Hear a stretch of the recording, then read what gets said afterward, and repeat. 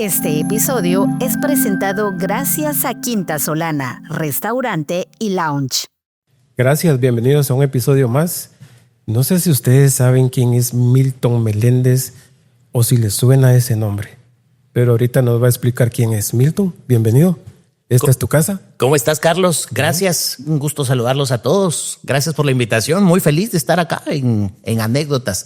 Que tengo que decir, he sido un fiel seguidor de muchas de las entrevistas, de muchos de mis amigos. ¿Cómo quiénes? Vi a Eric Ávila, vi a nuestro amigo X, al señor Ramírez, a Beto Cardona, que también es gran amigo, y así a la gran mayoría. Muchas gracias. Grandes fotógrafos, grandes referentes del periodismo. Por eso, cuando me hicieron la invitación, dije, wow, como no, imagínate qué privilegio venir y sentarme acá donde se han sentado compañeros que después se convirtieron en amigos y que los sigo presumiendo que son amigos y que son grandes profesionales. No, a nosotros nos engalana que estés aquí. Gracias. Milton es el representante de ESPN, de Guatemala en ESPN. Es narrador, él es presentador, él es de lo mejor, es nuestro gran representante, así como lo es, nuestro gran representante. Y para nosotros es un orgullo que estés aquí, Milton, que gracias. Ahora que venís a Guatemala, porque él no vive acá, vive en otro país, que él nos va a contar dónde, porque él nos va a explicar. Yo no me voy a adelantar. Milton acaba de terminar el Mundial. ¿Cómo se vivió allá? Antes de que empecemos a que tú nos expliques cómo empezaste en el periodismo deportivo. Bueno, vivo en Buenos Aires, Argentina, desde el 2024, diciembre del 2024, vivo por allá. Yo creo que Argentina es un país que respira fútbol en cada esquina que hay en todo el territorio. Suda, vive, respira, en fin. Creo que es sin temor a equivocarme, es una de las catedrales del fútbol a nivel mundial. Argentina se vivió con mucha pasión, con mucho sufrimiento, con mucho vértigo, con mucha emoción. Y la verdad es que lo voy a decir así claramente, a los argentinos les hacen muy mala publicidad. Los argentinos son muy buenas personas, muy buenas personas.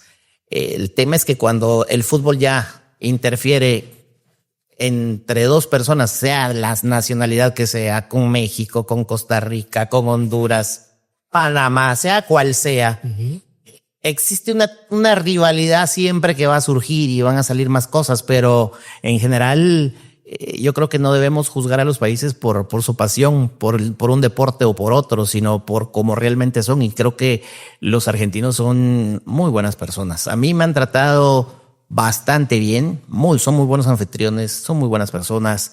Creo que como en cualquier parte del mundo, ¿verdad? Claro. Existirá uno que otro que tampoco se comporte de la mejor manera, como guatemaltecos habrán algunos otros, y yo conozco muchos que tampoco se comportan de la mejor manera, pero creo que como cualquier parte del mundo, son muy buena gente. Milton, ¿crees que esa envidia hablemos futbolísticamente, habrá esa envidia hacia el fútbol argentino? Porque tienen jugadores en todo el mundo. Sí. No hay donde no haya seguidores argentinos y jugadores argentinos. ¿Crees que haya una cierta envidia hacia ellos por eso? Yo creo que hasta cierto punto sí. Hasta cierto punto podríamos decirlo, porque ¿quién no quisiera tener un Messi en su equipo o en su país? ¿Quién no quisiera tener un jugador como Ángel Di María, por ejemplo, en su momento? A mí me parece que el hecho de que exista un campeón y que tenga los mejores jugadores y que tenga el mejor del mundo, por ejemplo, como Messi, es al que todo el mundo le quiere ganar. Claro. Y después entran un montón de situaciones que dicen sí, que es que los ayudan, que nos... Miren, a ver, yo no estoy de acuerdo con muchas cosas que hay en el fútbol, me refiero a reglamentos. Por ejemplo, de lo más reciente para acá. El fuera de lugar por 1 milímetro, a mí me cae mal. A mí no me gusta. Pero es un reglamento y se tiene que cumplir. Por ejemplo, que el famoso minuto de hidratación, el cooling break, porque hay algunos que les gusta hablar así y para que se escuche más bonito, pero la pausa de hidratación. En un estadio donde estás con aire acondicionado y el techo cerrado, ¿para qué te va a servir? Desde luego. Entonces son cosas que para mí no. el fuera de lugar automático, que la famosa mano en el área, que no todas son sancionables, que el reglamento está.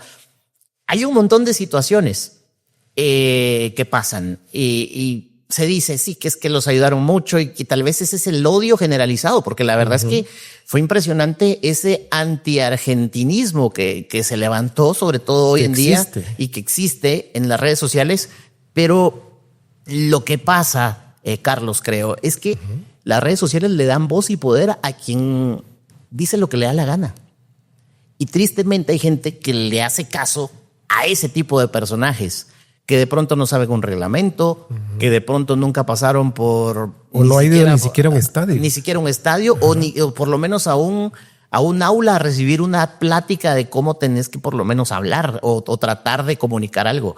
Entonces, es una época en la que estamos viviendo en la que hay muchos irresponsables del micrófono en redes sociales. Así lo creo ver, porque hay muchos generadores de contenido o creadores de contenido, creo que así se les dice, que no tienen claro cómo son las cosas y que van y porque se les ocurrió decir algo por fanatismo y van y matan a quien sea, y ahí está el montón de gente que está detrás siguiéndolos. Cuando me parece a mí que lo que debe existir y debe privar es primero el conocimiento. Creo que cualquier persona debe de empaparse en conocimiento antes de opinar. Por ejemplo, hoy que está de moda el FBS en Guatemala, por ejemplo, que es el famoso FIFA Video Support, que es lo que sustituye a lo que sería un VAR como tal en Guatemala. Hay personas que no tienen claro cómo es que funciona. Y yo los he visto, y no voy a decir nombres, pero emiten comentarios y dicen y hacen, y están equivocados. Entonces yo creo que antes de emitir una opinión, sea de donde sea, yo por eso no hablo de política, pues no sé. Claro. Sé lo básico que cualquier persona puede saber, pero hay cosas que yo no sé, entonces mejor no me meto a opinar, porque me va a meter en un problema. Y entonces en el deporte pasa lo mismo. Hay quienes opinan sin tener conocimiento. Cualquiera me va a decir, sí, es que a Messi lo debieron expulsar en el primer partido. Sí, que esto, que no sé qué. Hay situaciones de juego que pasa. Todo lo que se está y se ha dicho de la final, por ejemplo, a eso iba. Del campeonato. A eso iba, porque se dice por los videos que no sé si fueron manipulados o fueron, como decís, de estos generadores de contenido, que se ha dicho que hubo algo antes de la final y que salieron ellos y que ya no salieron con el entusiasmo que los vieron salir en otros partidos. A ver, nosotros somos periodistas. Hemos estado en actividades en donde la seguridad es casi extrema.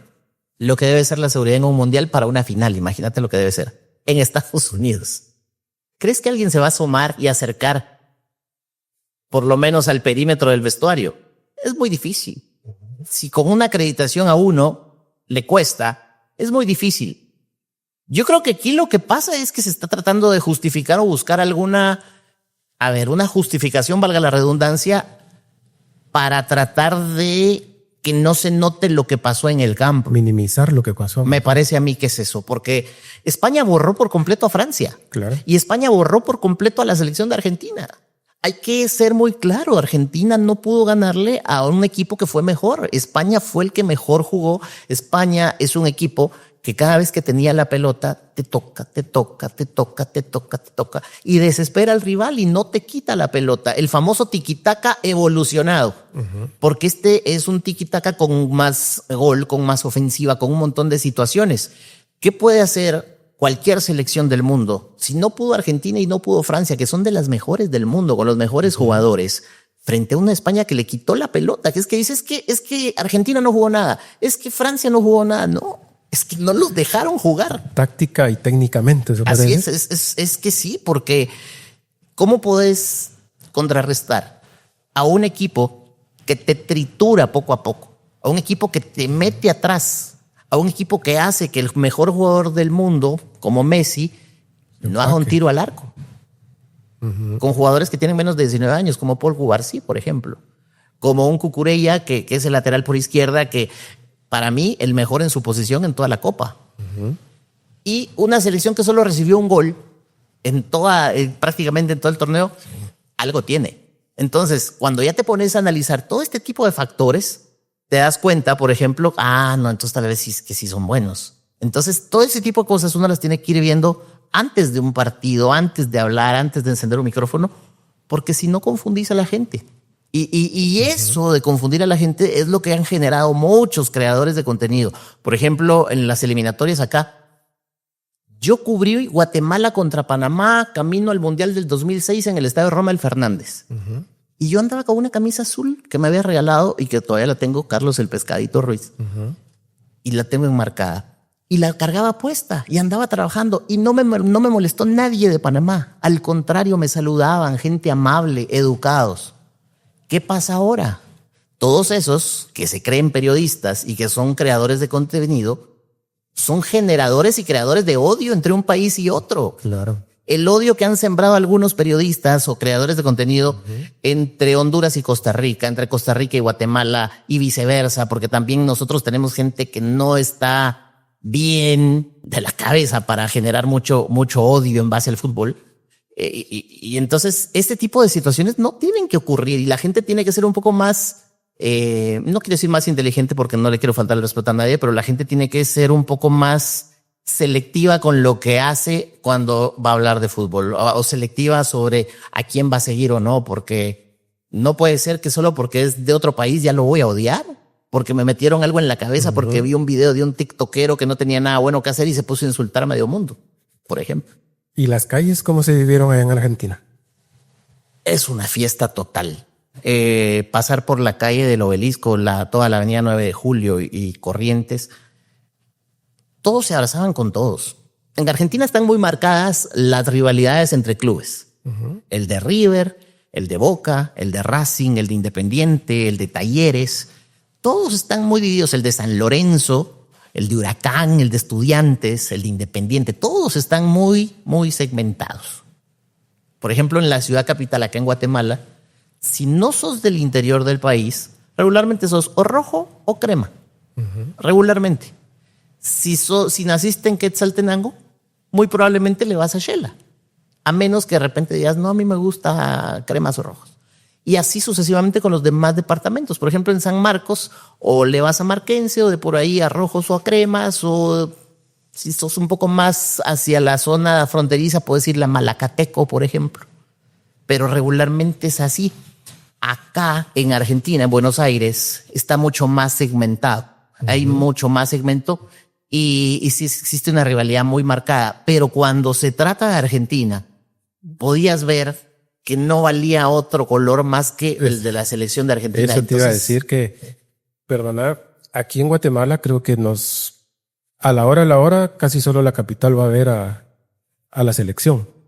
Es otro público, no es el que va domingo a domingo. Ajá, y a eso iba yo, que solo vamos los que somos de acá, pero los que vienen del interior no vienen a ver a la selección. Bueno, algunos sí. Sí, pero no es como dijeras Argentina, Brasil, que cuando es así se vuelca completamente y no hay colores. Sí. A eso quería yo, que no hay colores. Te sé decir, por ejemplo, a mí me puso muy triste y tal vez es primera vez que voy a decir esto, pero a mí sí me puso muy triste. Yo quiero mucho a Shela, pero muchísimo a Shela. De hecho, mi madre, que en paz descanse, nació en Quetzaltenango. Yo tengo sangre quetzalteca por mi madre. Chivo. Sí, no, pero no le voy a Shela. Claro.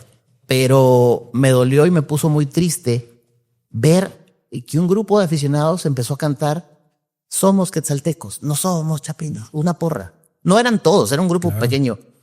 Y la verdad duele porque está jugando tu país o es Guatemala.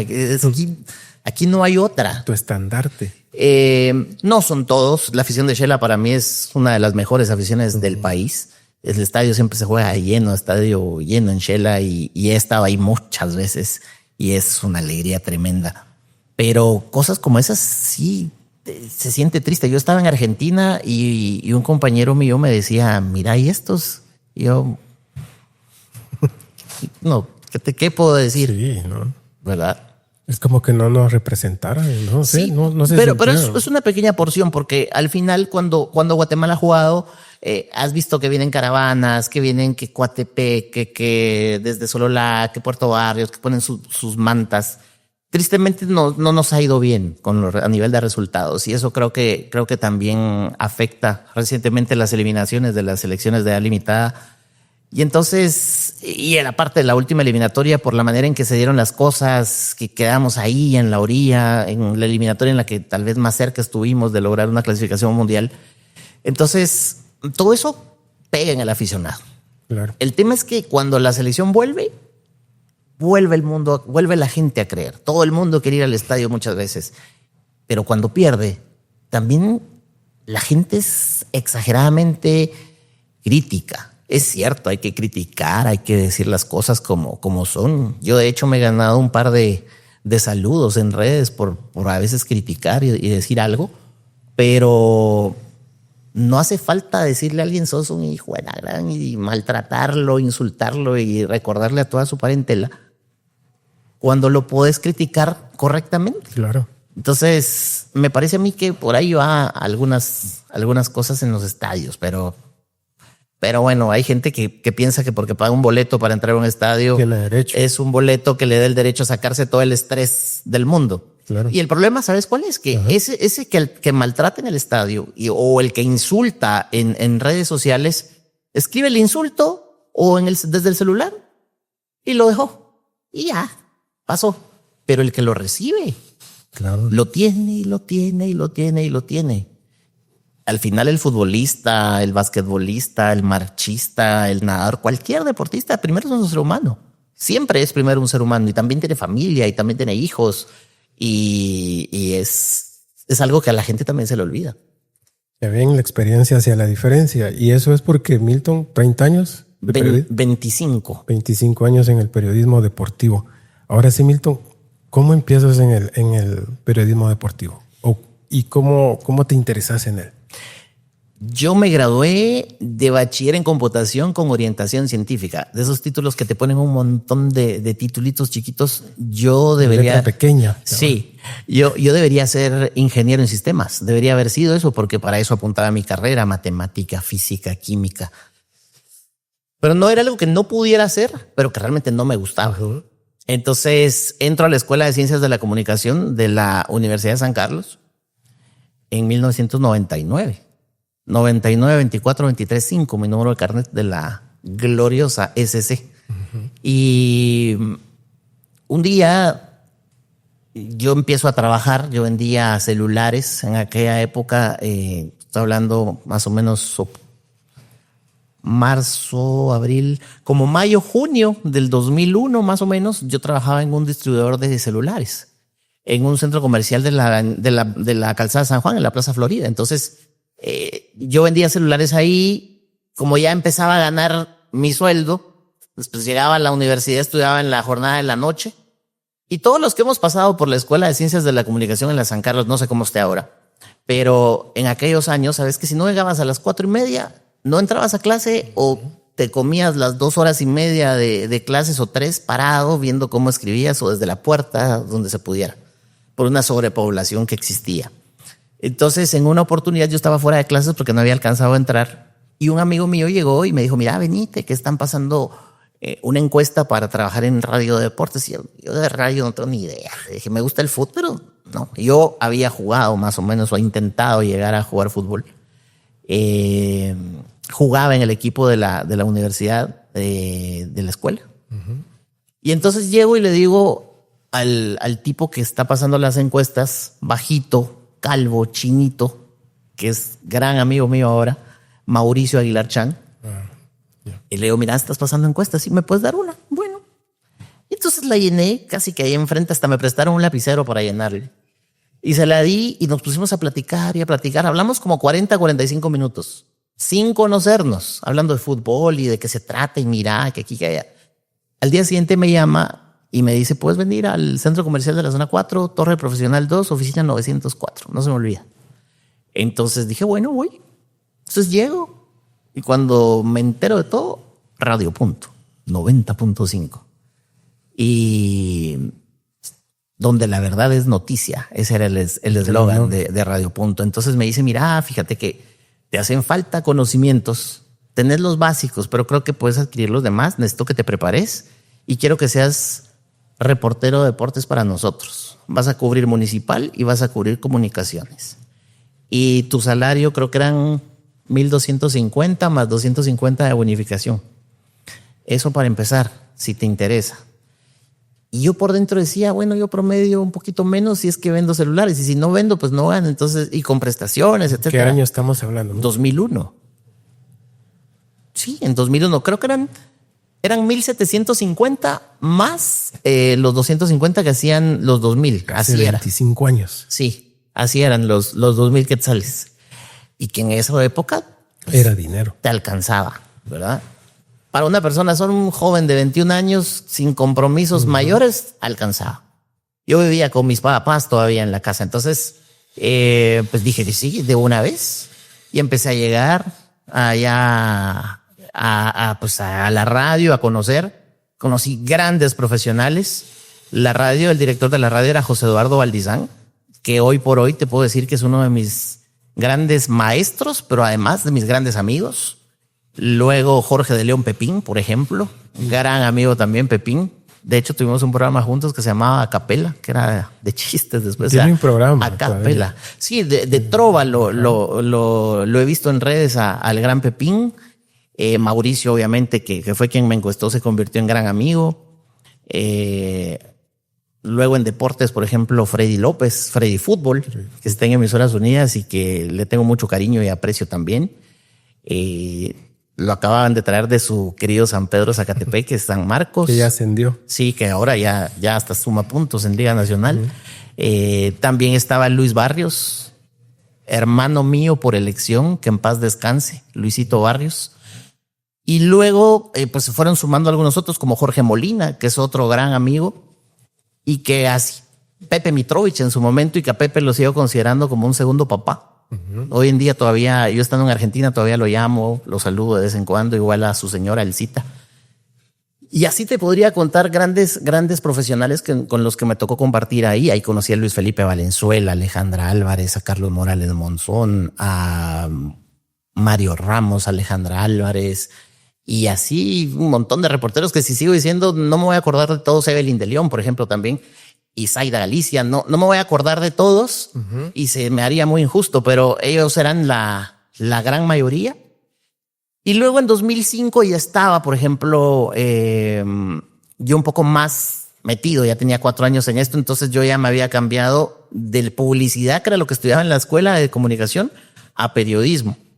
Y entonces seguí estudiando. Después ya no estuve de acuerdo con muchas cosas que pasaban en la escuela, porque me parecían aquellos años, insisto, no sé cómo esté ahora, me parecía, te estoy hablando 2002, más o menos 2003, me parecía inconcebible que un estudiante no pudiera pasar de curso porque no ganaba redacción, por ejemplo, y mecanografía. Las máquinas de escribir que estaban en el segundo nivel de la escuela eran hermosas, pero cuando vos salías, ibas a cualquier periódico, todo era computadora.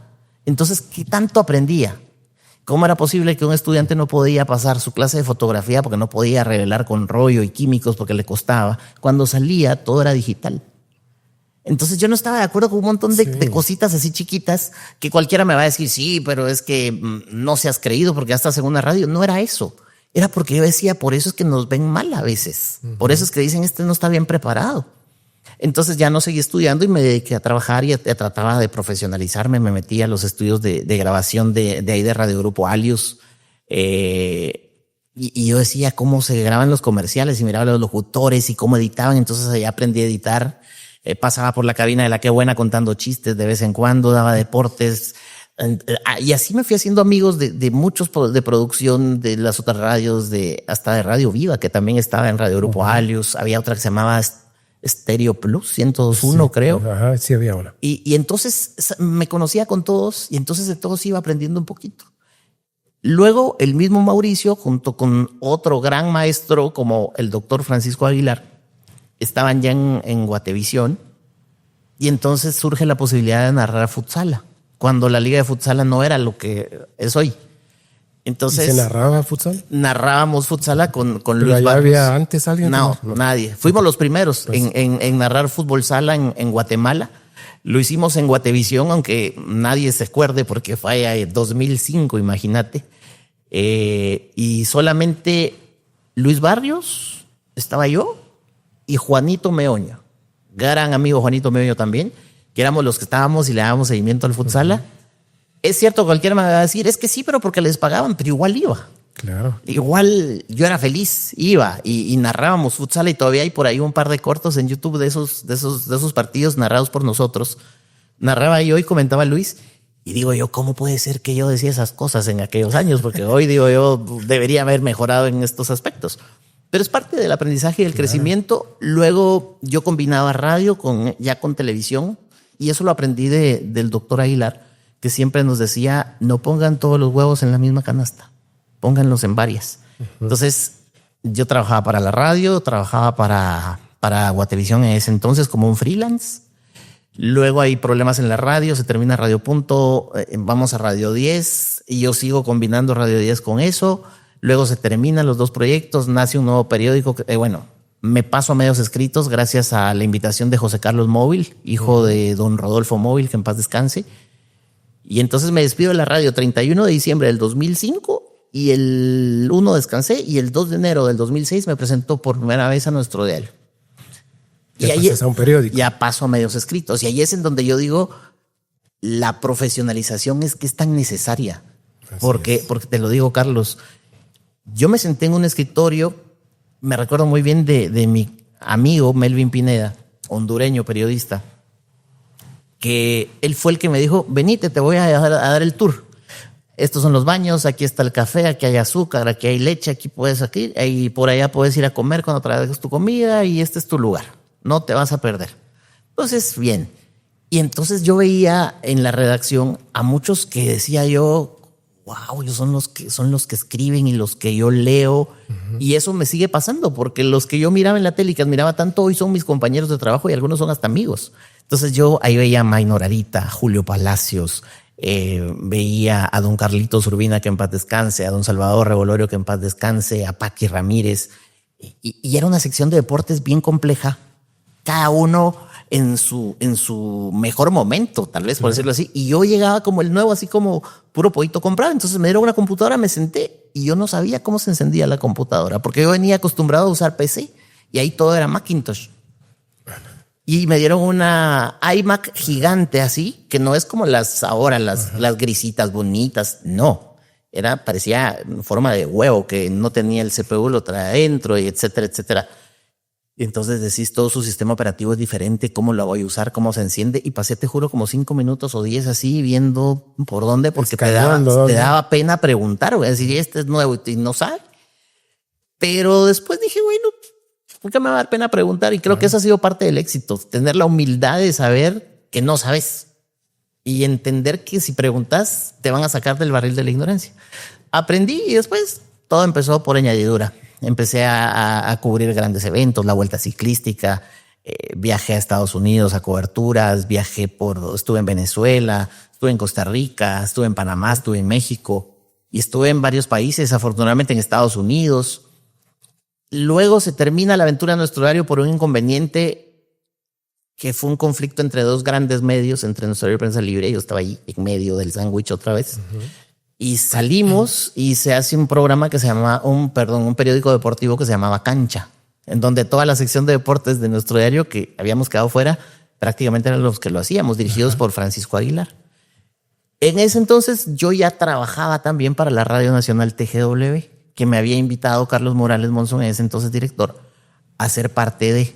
Entonces yo tenía la radio y tenía el periódico. Y aparte ya había iniciado en Consorcio de Radios Nacionales RN, con quien donde estuve 15 años hasta este 2026 que terminó la aventura, que le guardo gran cariño y gran respeto no solo a la empresa, sino también a todos sus directores y gerentes y etcétera, que los sigo considerando amigos.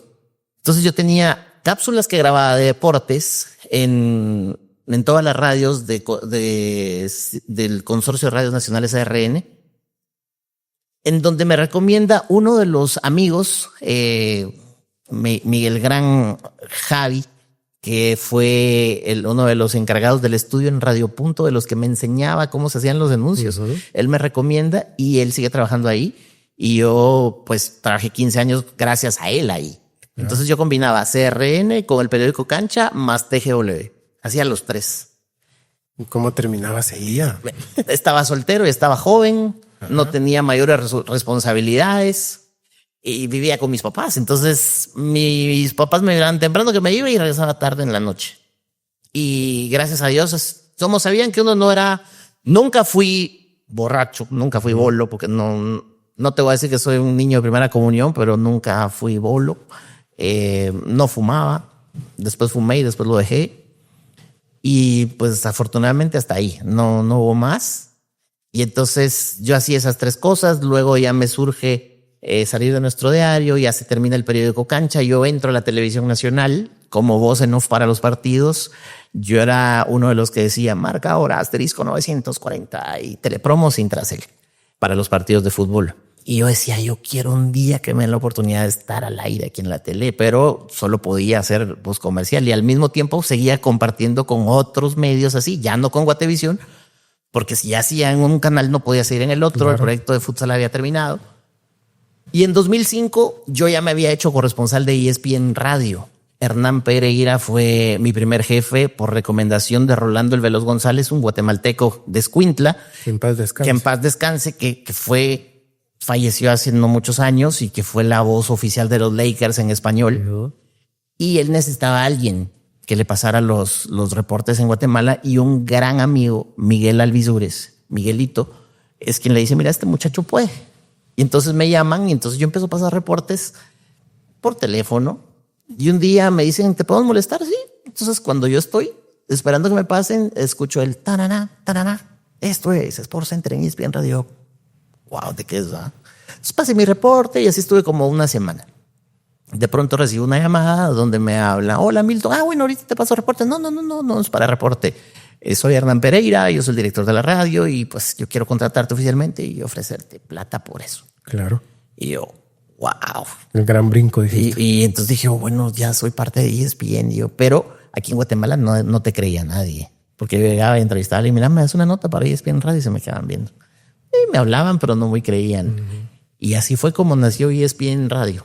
Y ESPN Radio duró del 2005 al 2018. Fueron 13 años y los 13 años los estuve con ellos.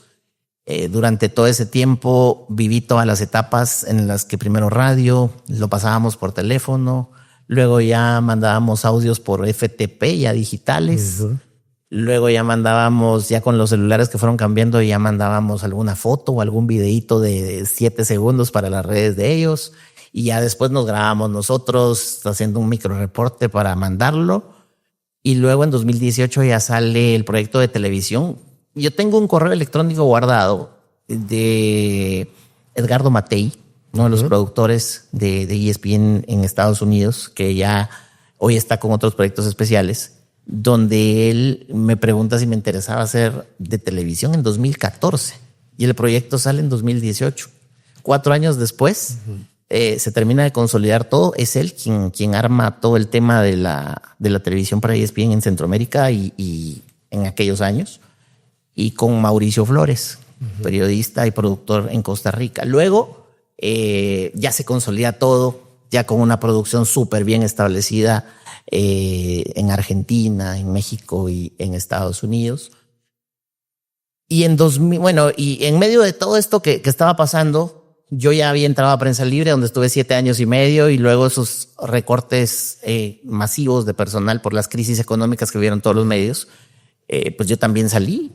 Entre esa crisis, yo salí en un recorte, creo que esa vez fuimos 103, una cosa así, entre varias empresas. Y le guardo un gran cariño a Prensa Libre, así como a nuestro diario y a todos los medios donde he estado, porque uno, ni quienes en ese momento son o eran los jefes, ni ellos ni yo, tuvimos nunca culpa de las situaciones que se vivían.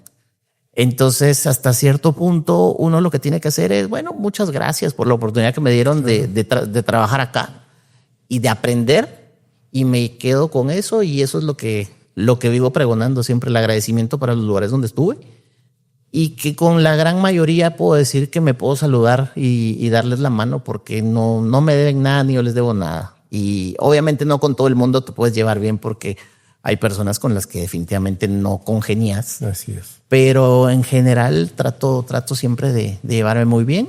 Entonces, después de lo de Prensa Libre, yo paso a una empresa en la que me salió la oportunidad de ser director de contenidos, pero era una empresa digital. Nada que ver en noticias. Entonces yo pasé de escribir de fútbol y de coberturas deportivas a escribir de sacar manchas de vino sobre la tela, a escribir sobre... Cambiaste chip. Sí, habían clientes a los que les escribíamos el contenido para sus sitios. Me acuerdo muy bien que había una empresa mexicana que le escribíamos nosotros las notas para su sitio, y entonces yo escribía sobre apnea, cómo dormir mejor, dolores de espalda. Y mientras yo escribía, me acuerdo una vez que estaba escribiendo una nota sobre eso y volteaba a ver y se estaba jugando un clásico. Y te juro que tenía un nudo en la garganta porque decía yo estoy escribiendo de esto mientras veo un clásico, pero al mismo tiempo gracias a Dios y gracias a lo que he aprendido en estos medios en los que pasé, puedo ejercer acá. Porque trabajar en medios de comunicación te enseña un montón de cosas que todo aquel que ha sido periodista yo creo que puede trabajar en cualquier cosa. Porque aprendes a trabajar bajo la lluvia, bajo el agua, bajo el sol, bajo lo que sea. Con presión. Con presión, con todo. Y los sistemas digitales que hay para trabajar hoy en medios de comunicación en web son igual a lo que es trabajar en otros medios. Si sabes el famoso SEO, si sabes cómo activar los buscadores en internet y tantas cosas más, me parece que puedes hacerlo. Es simplemente enfocar y tratar de hacerlo bien. Y yo creo que eso creo que ha sido clave. Y entonces hacía eso mientras se consolidaba más el tema de televisión y seguíamos adelante buscando más oportunidades. Yo ya daba un curso de conducción de programas deportivos en PCS Internacional y justo me sale la oportunidad de volver a la televisión nacional, pero ya como presentador con Juan Sanasi, que en paz descanse, Juanito, que es quien me lleva al grupo Albavisión para ya ser conductor, para hacer teledeporte y telefútbol junto con Pepe Mitrovich. Imagínate lo que te decía antes. Claro. Y entonces éramos los tres, luego viene la pandemia, se cierran los dos programas y a los 6 meses me llaman para ser parte de Área Grande. Entonces ya llego como productor y presentador de Área Grande. Y mientras se daba todo esto, el proyecto de televisión yo lo seguía cuidando y ESPN siempre lo mantuve, afortunadamente. Daba algunas pláticas en la universidad de vez en cuando, porque a todo esto, desde la pausa que hice en la Escuela de Ciencias de la Comunicación, luego paso a la UPANA, donde yo ya me podía pagar la universidad y ahí logré cerrar la carrera. No me gradué por temas otra vez administrativos que me pasaron en el camino. Y mientras todo eso ya sucedía, se da la primera oportunidad de salir del país para ir a Argentina. Íbamos Stephanie Chaverri de Costa Rica, Melissa Gallego de Panamá, Georgina Hernández de Honduras y Milton Meléndez de Guatemala. Todos con Mauricio Flores, nuestro productor de Costa Rica. Ya trabajando con toda una inmensa producción en Argentina. Ese proyecto lo lideró Mariano Fernández, nuestro productor, uno de los productores ahora de los programas en Argentina para Centroamérica. Y entonces se hizo equipo F Centroamérica. Estuvimos un mes en ese 2023, toda la Copa Oro allá. Entonces ese fue como que ahí le sentí por primera vez el sabor a lo que era ya ser presentador de ESPN, porque yo solo había estado como cronista, que así se le llama el corresponsal. Y aprendes un montón de cosas y hay un montón de cosas y me encanta el nombre de anécdotas porque tengo un montón de lo que me ha pasado. Por ejemplo, yo estaba al aire y me dicen, te voy a poner un paño de la selección de, no me recuerdo, creo que de Guatemala. Vendes el show de más tarde y lees la información del Zócalo. Entonces, ¿a vos te dicen eso aquí en Guatemala? Y decís un trapo, el Zócalo es el que está en el piso. Entonces yo no entendía. El Zócalo es el cintillo, lo que en Guatemala conocemos con el cintillo. Una barra. Sí, la barra, exacto. Y el paño es lo que nosotros conocemos aquí en Guatemala como roches de imágenes. Es otro idioma. Es otra jerga. Entonces, eso me costó mucho ahí. al inicio, pero después ya me fui adecuando, me fui adaptando y lo que te decía, todos son muy buena gente, todos, absolutamente todos, desde los guardias de seguridad de entrada, tus productores, los compañeros de la redacción, las maquillistas, las personas de la cocina, los choferes, los pilotos de los carros que te llevan o que te traen. Todos son muy buena gente. La verdad es que no puedo dejar a ninguno fuera y decir es que estos son... No, todos son de verdad muy amables. Y entonces todos te van enseñando algo, los que te ponen el micrófono, los que te chequean el sonido. Todos son muy buena onda. Todos, absolutamente todos. Y de todos has aprendido algo, desde una palabra que no se debe decir porque tal vez en Guatemala no es normal que la digamos, pero allá tal vez significa otra cosa. Claro. O que ellos dicen algo allá y yo, ¿y esto qué es? Y entonces ya entendés qué significa. Entonces es un cambio que pareciera que no se siente, pero que hasta cierto punto sí tiene que ver. Y entonces, después de ese me regreso en el 2023. Creo que el proyecto fue bastante bonito, de mucho aprendizaje y yo seguía en Área Grande. Cuando me surge la oportunidad ya de irme a vivir de planta allá, yo decía, no, yo no me animo porque yo tengo un hijo, Emilio Andrés Meléndez Estrada, que es lo más importante para mi vida. Y yo decía, no lo puedo dejar. No me da pena de dejar a mi familia, no. Pero un día manejando en el anillo periférico, en este hermoso tráfico guatemalteco, entretenido, voy escuchando música y de repente hubo un silencio. Y esto nunca lo había contado. Y como que luzazos de vida, porque a veces eso pasa y dices, ¿y si digo sí? Y si digo sí, ¿por qué no? Bueno, puedo ir, puedo venir, puedo hacer. Empecé a pensar, empecé a consultarlo con las personas importantes de mi vida. Y llegamos a la conclusión que, bueno, si quieres probar, dale. Y mi hijo chiquito, estando chiquito, me dijo, papá, si es tu sueño, yo te apoyo. Qué bien. Esa fue la gota de gasolina que me hizo arrancar. Y afortunadamente, después ya de mucho tiempo, hoy te puedo decir que estoy viviendo un gran momento tal vez de mi carrera, compartiendo con grandes profesionales. Todos los jefes encargados de todo son muy buenas personas, abiertos para poder conversar cualquier tema que necesites. Desde lo más mínimo hasta lo más grande. Todos. Ten la puerta abierta de su oficina, pasás y pasás adelante si necesitas algo. Los productores son muy abiertos también. Vuelvo a lo de los compañeros de redacción. Imagínate, tenía años de no jugar fútbol y voy a jugar fútbol ahora con ellos. Y me molestan mucho porque me dicen, sí, el guatemalteco, ¿cuándo juegan en el mundial? Nunca han ido. Me molestan, pero todo en buena onda. Claro. Compartir comidas con ellos. Y luego el grupo de los extranjeros, están los chilenos, que son 2. Durante el mundial hubo un tercero. Están los colombianos, que son 4. Está mi compañera de programa, Male Polanco, que es panameña, Dani Murillo, otro compañero de programa que es costarricense, y el guatemalteco. Somos los que estamos ahí. Chobo Álvarez, que es ecuatoriano. Decía los chilenos Claudio Alfaro y Pablo Ramos. Christopher Brandt, que estuvo durante el mundial. De los colombianos, Andrés Lacuter, Juliana Salazar, Osvaldo Ruiz Madachi también, Paula Salamanca. Entonces somos la legión extranjera, que somos todos los que vivimos ahí por los distintos programas que ESPN produce. Y es como la nueva familia con la que convivo, aparte de obviamente el resto de todos los argentinos. Y nos llevamos muy bien. Nos llevamos muy bien. Creo que nos respetamos mucho y me ha tocado aprender mucho de todos ellos, de todos. Milton, yo creo que fuiste ahorita a otro mundo televisivo, de toda clase.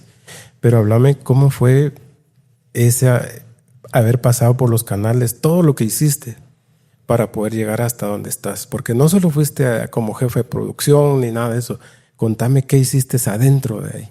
Mira, yo creo que ya está la naturaleza de uno cuando, si vas a comer aquí, por ejemplo, puedes limpiar, no tienes que esperar que alguien venga y limpie, ¿verdad? Yo creo que uno sin darse cuenta está educándose de un montón de cosas, porque yo era el productor, pero también editaba, también hacía el guión, también grababa los titulares, bajaba a conducir, también hacía entrevistas cuando se podía.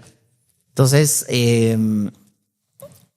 todo eso que vas haciendo dentro de un solo rol, pero con muchas otras actividades, te va enseñando cuando después vas a otro lugar. Es que esto se hace así. Yo lo sé hacer, sí, pero no tengas pena. A vos toca esto, vos dedicate a esto, vos haces el otro. Entonces, lejos de verlo ahora, pues, porque en su momento yo también decía, me toca aparte de que hago esto, y hago esto, y hago esto, y esto, y llega un momento en que te cansa, pero también después lo empecé a ver de otra forma y empecé a decir, bueno, estoy aprendiendo a hacer esto, y hacer esto, y hacer esto, y hacer esto. O sea, o ves el vaso medio lleno o medio vacío. Claro. Y eso está en uno. Y eso aplica para todas las... Miras el árbol, pero no miras el bosque. Exacto. Y entonces también en el canal, también grandes profesionales. Y yo súper agradecido con Área Grande y con todas las personas porque la verdad es que todo lugar en donde uno tiene la oportunidad de estar o de haber estado trabajando y de percibir un salario para vivir vos y tu familia, creo que siempre uno tiene que estar agradecido. Cualquiera me va a decir, no, porque también era tu trabajo y te pagaban para eso. Sí, pero uno tiene que ser agradecido por los lugares donde uno estuvo y punto. Y gracias a Dios eso me ha ayudado a salir adelante y he tratado mucho de eso que marcabas, que lo que hice ahí, poder aplicarlo más adelante. ¿Y las diferencias de salarios? No nomás decir cuánto ganas, pues es lógico. Los medios de comunicación en Guatemala no todos te pagan. La verdad es que qué pregunta más difícil esa, pero sí es complicado. Te voy a responder con otra cosa. Claro. Cuando yo me fui de Guatemala para ESPN a vivir a Argentina, yo tenía 8 clientes. ESPN era uno. La televisión era otro. CRN era otro. Futeca, que le tengo gran cariño a Futeca, era otro. PCS Internacional era otro. Gana 777, que es una casa de pronósticos deportivos con la que sigo trabajando, era otro. Unas charlas que daba en la universidad era otro. Ahí tengo 7, me falta uno que se me está quedando por ahí. Pero para que tengas una idea, esos eran hasta el momento los 8 para poder sumar algo importante. Entonces creo que ahí te puedo responder. No quiero decir que soy un inconforme con lo que me pagaban en donde he estado, porque no es eso, pero aprendí a que todo suma y no a ser acaparador, porque no es eso, sino que todo puede sumar algo, pero muchas veces sí tienes que emigrar para buscar un mejor futuro. ¿Cómo fue tu experiencia con Juan Sanasi? Yo trabajé con él. No me haces llorar porque la verdad es que a Juanito yo lo quise mucho porque, como te digo, Juan me llevó a la televisión nacional. ¿Y cómo es la vida? Porque cuando fui a Argentina la primera vez fui a conocer Tigre, de donde Juan era. Y entonces vi un montón de agua porque ahí está, en Tigre hay muchos barcos y muchas lanchas. Y digo, pensar que Juan Sanasi debió navegar en estas aguas cuando fue atleta de remo en Berlín, porque fue atleta olímpico de Argentina. Y cuando llega a Guatemala como parte del remo, él es quien es el gran responsable de que el remo exista en Guatemala, porque de México viene a Guatemala. Entonces, Juan era un tipo muy exigente, era un tipo del que aprendías un montón. Mucha gente o lo amaba o lo odiaba. Habíamos otros que teníamos un poquito de las dos, porque era muy exigente. Y me enseñó muchísimas cosas, Juan. Me enseñó que a veces más es menos y que menos es más. Y que lo más simple puede resultar en un éxito. Y que hay que ser uno muy exigente en todo lo que hace desde el principio hasta el final y cuidar los detalles. Que eso también lo aprendí con una muy buena frase de Francisco Aguilar, que siempre nos decía: el trabajo artesanal es lo que marca la diferencia en lo que ustedes hagan. Trabajen así, háganlo, cuiden los detalles. Y al final creo que hoy trato de aplicarlo hasta donde pueda. Yo creo que Juan Sanasi nos dejó marcados a muchos, porque yo también tuve el privilegio de trabajar con él. Voy a contar algo que nosotros nos molestábamos a él. con uno que Macuandrino, no sé si. Sí. Nosotros lo molestábamos porque le decíamos, vos aquí veniste a babosear, le decíamos nosotros a los directores de aquí del canal, porque allá en Argentina vos de plano vendías chucos en la calle, pero como tenés acento argentino, aquí nos veniste pero así bromeábamos nosotros con él. Y él cada vez que nos saludaba nos decía una palabra soez. Ah, sí, sí. Pero era de cariño. Sí. Era de cariño que él nos decía algo. Se le extraña al viejo. Sí, por supuesto. Mucha gente no sabe. Juan falleció, no recuerdo el día que falleció, pero una semana antes yo lo visité todavía en su departamento en la zona 10. Uh-huh. Y lo llamé y le digo, Juan, te quiero llegar a ver. Y él ya había tenido un problema con un derrame y no miraba mucho.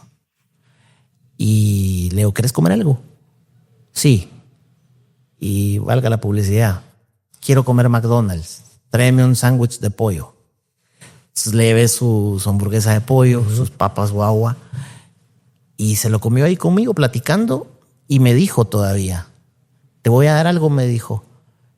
Y bajamos hasta el sótano de su edificio en una bodega que él tenía y sacó un libro, uh-huh, y me lo firmó y me lo dio, y fue la última vez que hablé con él porque a la semana entra en una crisis médica y luego lamentablemente falleció. Juan tenía un gran corazón.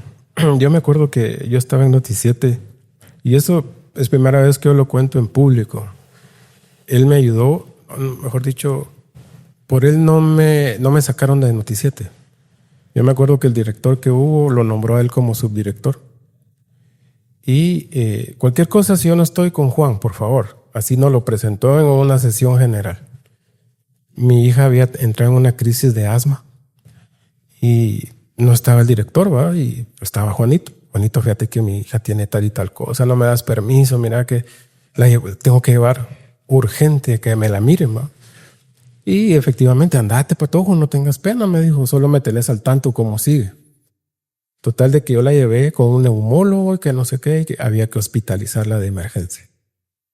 Cuando llegó el director, o sea, como vos mismo decís, no todos somos monedita de oro, sí, ni nada, pero a veces no se rodean de personas que son malintencionadas.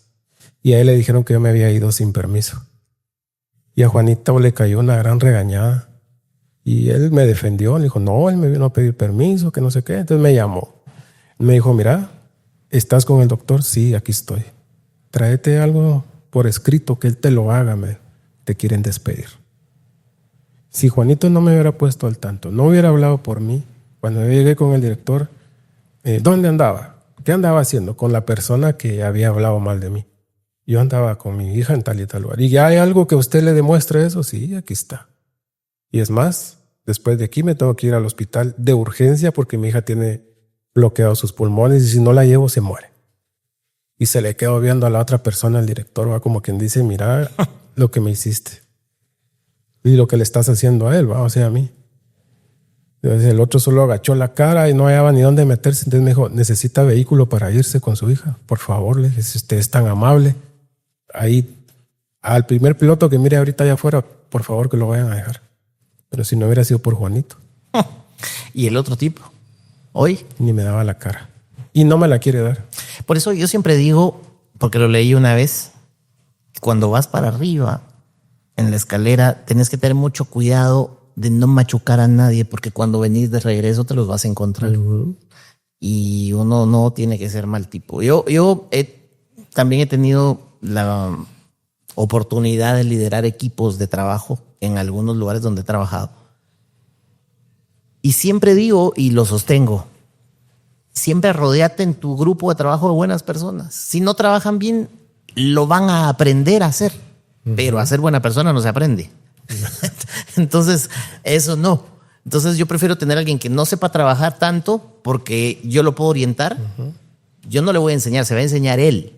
Yo lo voy a orientar a más o menos cómo hacerlo para que no se equivoque tanto. Pero a ser una buena persona, eso no se aprende. Eso se trae. Es el que viene mala sangre, es mala sangre. Sí, fíjate. Pero dejemos por un lado eso. Ahora contame tu experiencia allá en Argentina. ¿A qué estadios has ido? ¿Qué es estar en un estadio de Argentina? Si es que has podido ingresar, ¿a cuáles has ido y cómo has? A ver, tal vez el partido más significativo en el que pude estar fue un River Boca en el Estadio Monumental con 85,000 personas. Nunca había vivido algo así. Yo creo que Argentina se caracteriza por lo que te decía al inicio, se respira fútbol en cualquier esquina, en cualquier lugar. Siempre ves un argentino gritando y cantando y no importa el resultado, siempre están cantando y siempre están gritando y siempre están alentando y están cantando y diciendo de todo. Y es un ambientazo. La verdad es que yo nunca había vivido algo así. Nunca, jamás. Y de hecho invito a cualquiera que esté viendo este podcast, que si tienen oportunidad de un día ir, es impresionante. Yo creo que Argentina y Brasil son dos de los países donde más apasionado se vive el fútbol. Estuve en ese partido, tuve oportunidad de ir a ver otro de River también, ahí el Monumental, porque tampoco es fácil y tampoco es barato conseguir los boletos. Vi también Argentinos Juniors contra Boca Juniors en Argentina y en el estadio de la Paternal, el estadio de Diego Armando Maradona, que también es muy bonito. No es tan grande como los otros, pero es muy bonito. Y justo mi hijo estaba cumpliendo años y yo lo llevé a que conociera Argentina. Y a él le gusta mucho Boca Juniors. Y justo jugó Argentinos Juniors contra Boca Juniors. Y uno de sus jugadores favoritos era Cavani y Leandro Paredes. Cavani estaba en un palco porque estaba lesionado y Leandro Paredes lo acababan de anunciar, entonces estaba sentado también por ahí. A él no lo vimos, pero sí lo vimos a Cavani de lejos. Mi hijo pues estaba fascinadísimo, estaba cumpliendo 10 años. Y viendo a su equipo, a Boca Juniors, y me decía, papá, ahí está Merentiel, y ahí está Marchesín, y ahí está el otro. Y entonces decís, no hay otra cosa. Eso fue un sueño para él y para mí. Imagínate ir a ver ese partido y con él. Y luego, pues también fui a ver un partido del ascenso de un equipo que se llama Atlanta contra Gimnasia de Jujuy, que aunque sea un partido de ascenso, es un partido intenso, es un buen partido. La gente igual está bien metida por eso que te decía, que son muy marcados en el equipo al que le van y van y dan todo por su club. Y la verdad es que es algo que te llena de mucha alegría ver. Te satisface mucho ver cómo están gritando y alentando todo el tiempo. Y creo que eso es importante para el futbolista como tal, porque lo viven. Claro. Son exigentes los aficionados. Estuve también en la Bombonera. No he logrado, imagínate, después de casi 2 años, poder entrar a ver un juego porque es muy complejo, solo entran socios. Y algunas veces los boletos te rebasan los $500, $600. De hecho, para ir a ver a River contra Boca Juniors, ese boleto fue bastante caro y que un patrocinador fue quien, valga la redundancia, patrocinó para que yo fuera. Entonces, no es barato para nada, pero sí es una experiencia distinta totalmente. Es impresionante. Me imagino que se te debe poner sí, la porque piel de gallina.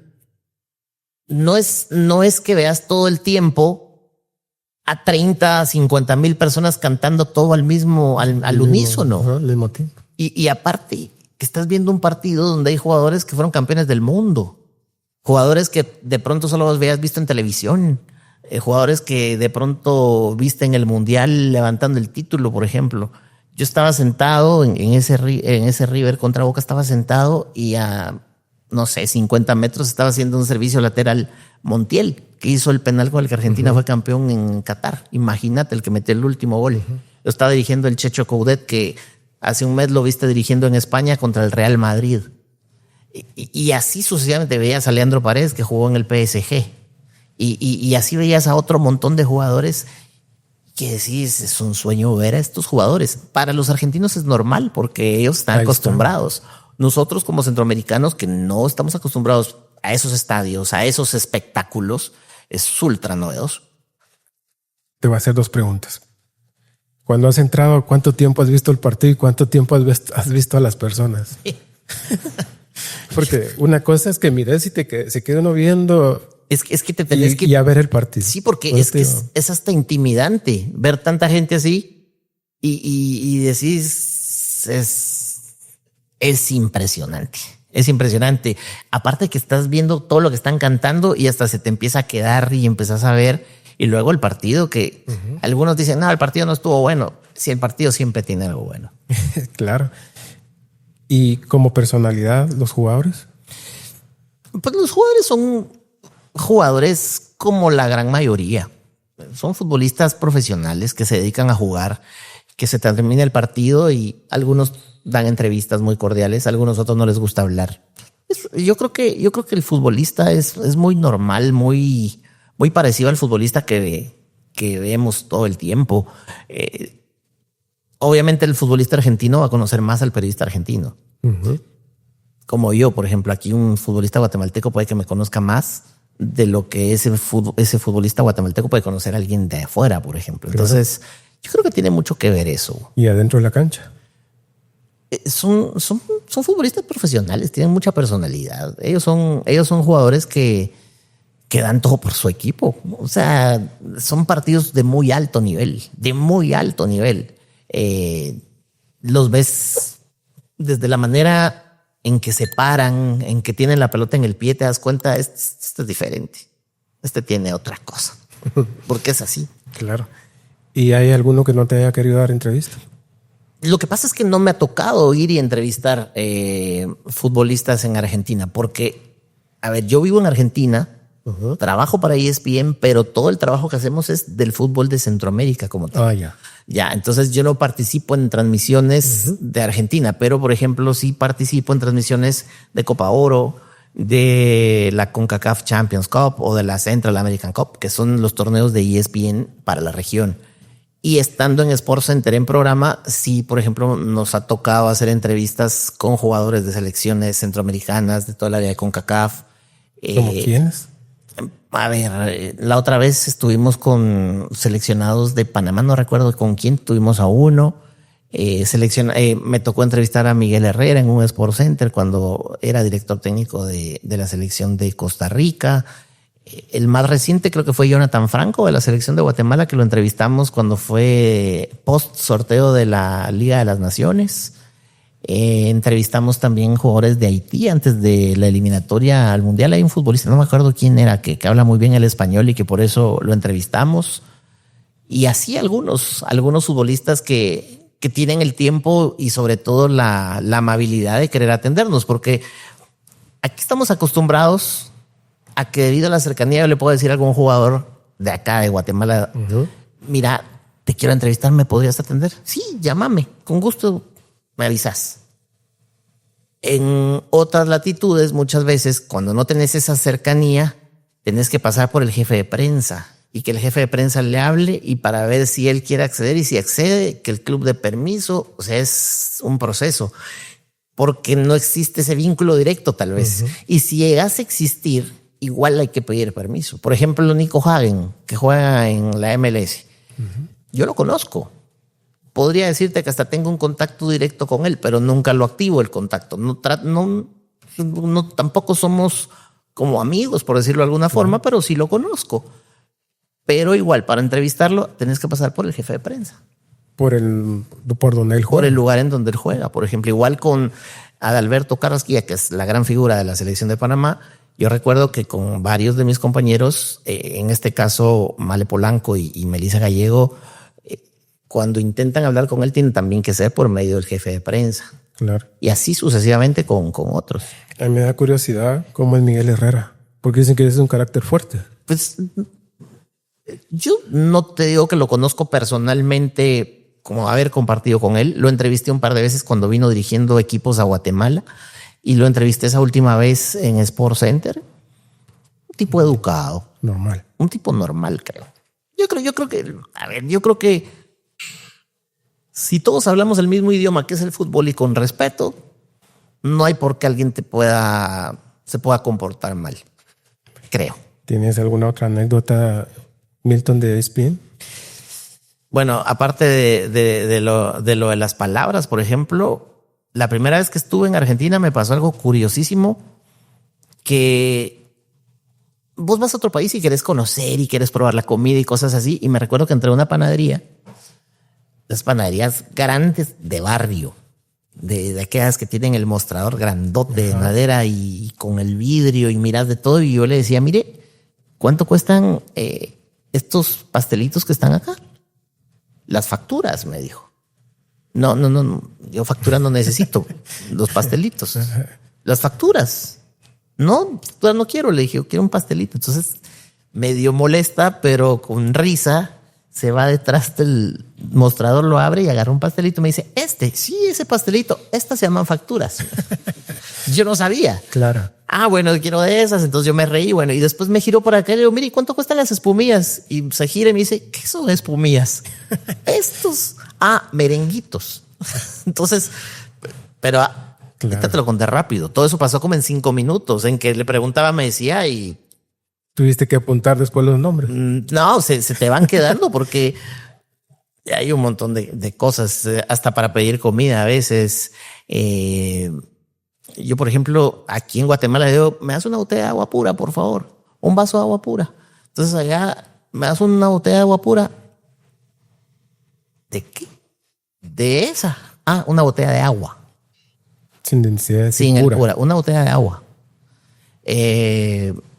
Por ejemplo, allá están muy acostumbrados a tomar agua con gas, lo que aquí conocemos como mineral. Uh-huh. Un día me dijeron, me molestan mis compañeras porque yo tiene horchata. Horchata es lo más centroamericano que hay, pero yo no sabía. ¿Qué es eso? O algún agua natural como Jamaica o algo así. Te ofrezco agua de pomelo. Yo, agua de pomelo es de toronja. El pomelo es la toronja. Nunca había tenido la experiencia de ir al cine yo solo. Uh-huh. Y fui solo al cine. Y los poporopos, que conocemos como poporopos, allá se llaman pochoclos. Pochoclos. Exacto. Por ejemplo. Un topollillo, te invito, le has dicho. Sí, y por ejemplo el maíz le dicen choclo. Yo llego a la esquina de mi casa y mire, necesito 2 aguacates. Las paltas. Al aguacate le dicen palta. Entonces, al chile pimiento le dicen morrón. Uh-huh. Al limón le dicen lima. Entonces, tenés que ir viendo qué comer y qué no. Por ejemplo, el zapallo es como el huicoy. ¿Y ya probaste el mate? Sí, y me gusta. Porque debe ser muy diferente allá de Argentina al que venden por acá. Es la misma marca. Lo que pasa es que aquí te lo venden al 4 veces más caro de lo que realmente vale. Uh-huh. Nosotros entramos a un supermercado acá y ves toda la variedad de café, por ejemplo. Uh-huh. Todos los cuadritos y los paquetitos de café. Así se ve allá, pero de mate.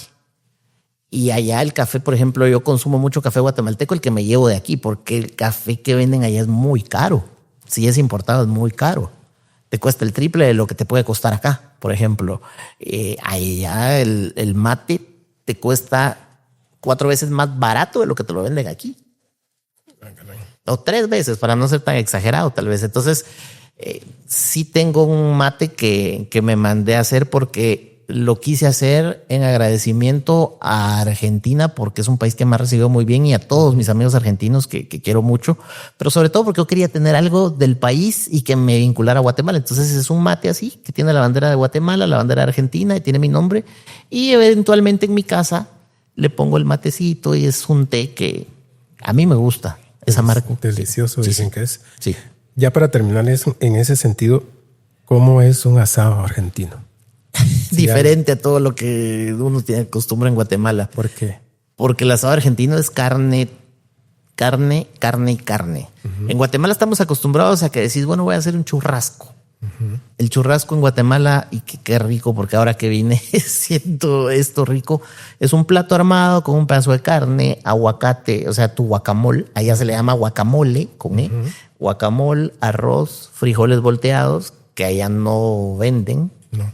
Entonces tenés frijoles, arroz, guacamole, tus nachos, tu pedacito de elote y tu pedazo de carne, tus tortillas, tu picante, y te vas a sentar tranquilo. Allá el asado argentino es una parrilla gigante con todos los cortes de carne. Las achuras son la morcilla, diferente a la de Guatemala, que es como agridulce y como si fuese paté. La de allá, la de nosotros es salada, con cebolla, con chile pimiento y todo eso. Los famosos chinchulines, que es la tripa, las mollejas, el corazón, riñones, todo te lo dan asado. Esas son las achuras. Y aparte están los cortes como el lomito, el vacío, el bife, el ojo de bife, la entraña, el costillar. Y hay lugares que son de tenedor libre, en donde pagas una cuota y todo lo que puedas comer. Entonces hay un lugar que específicamente a mí me gusta mucho. Me queda lejos, pero he ido 2 veces, que vas y te sirve. Estás comiendo y aquí tenés todavía un plato con carne. Llegan, te lo quitan porque ya se enfrió y te ponen carne nueva y seguís comiendo. Y te quitan eso y después te ponen milanesa porque la milanesa es otro plato estrella, y milanesa con jamón, con salsa y un huevo estrellado encima. Y come. Y después de que te comiste la milanesa, se la llevan y vuelven a poner otra vez carne. Y así, por ejemplo, uno de mis mayores anécdotas, a Claudio Arel Rojas, seguro lo conoces. Claro. Claudio Rojas, exfutbolista de la selección de Guatemala y de varios equipos. Él se formó en River Plate. Y cuando yo llego a Argentina el 2 de diciembre del 2024, como somos muy amigos, me dice, mira, ¿dónde vas a pasar Navidad? Tuiti le dicen algo. Sí, el Tuiti Rojas. En el hotel, solito. Venite a mi casa, me dijo, a la casa de mi hermana, en Quilmes Oeste. Entonces ahí pasé la Navidad, la primera Navidad. Yo iba con un pantalón, con camisa, forma. Vos te dicen una cena de Navidad, vos vas bien. Pero Navidad en Argentina es con temperaturas hasta de 35 grados de calor. Entonces todo el mundo está en la orilla de la piscina con pantaloneta, aire acondicionado y con playera, que allá a la playera le dicen remera. A la camisa tipo polo le dicen chomba. Entonces yo iba vestido para una cena de Navidad de Guatemala, no de Argentina. Entonces, sí, bien planchado. Entonces me reciben con una bebida espirituosa, una cervecita, y con la famosa picada, que es queso, jamones, y estás ahí comiendo. Se acabó la picada, tu cerveza, en eso, pum, otra cerveza, y te quitan eso, y un plato con ensalada, y hay un plato que se llama vitel toné, que es una carne, que una preparación con salsa blanca de anchoas y otras cosas, delicioso. Entonces yo comí, y qué rico, y que con un pedacito de pan y que otra cervecita y platicando. Se acabó, te lo levantan y bueno, ahora viene la mesa de asado. Y empiezan a pasarte aquellos trozos de carne así, de chorizo y morcilla y todo. Y si estás comiendo y bueno, se acabó, te lo quitan. Las 12 de la noche sale el champán y allá le dicen torta al pastel. Y entonces todos a brindar con la torta, o sea, con el pastel a las 12 de la noche. Te sirven tu copa, brindás y a comer pastel. Terminás el champán, se llevan el pastel y se llevan eso y pum, pasan la famosa mesa dulce. La mesa dulce tiene manías cubiertas de chocolate, mantecol, que es dulce, tienen dulce de leche, tienen esto, tienen una variedad así llena a la mesa. O sea, la mesa la cambian como 5 veces. Y después de que comes la última vez, ¿querés más carne? ¿Querés algo? No podía más. Porque no estás acostumbrado a un tamal, un pedacito de pavo, lo que sea. Pero comen y comen y comen y comen. Y todo en abundancia. Y la verdad es que a Claudio Rojas, a su hermana, a su cuñado, sus sobrinas, la verdad es que les tengo un gran cariño porque me aceptaron como un miembro más de su familia. Imagínate, sin conocerme, me invitaron a cenar y me abrieron las puertas de su casa. Y quien hace eso se gana tu corazón. Y entonces, en este segundo año, ya no pasé con ellos Navidad, sino pasé 31 de diciembre. Y ahora yo ya llegué diferente, ya llegué en pantaloneta, ya llegué en playera. ¿No desayunaste y almorzaste? Sí. No, para poder que te cupiera todo. Sí, te lo juro que sí lo hice. No, desayuné bien como a las 10 y que esa es otra cosa. El desayuno en Argentina es muy básico.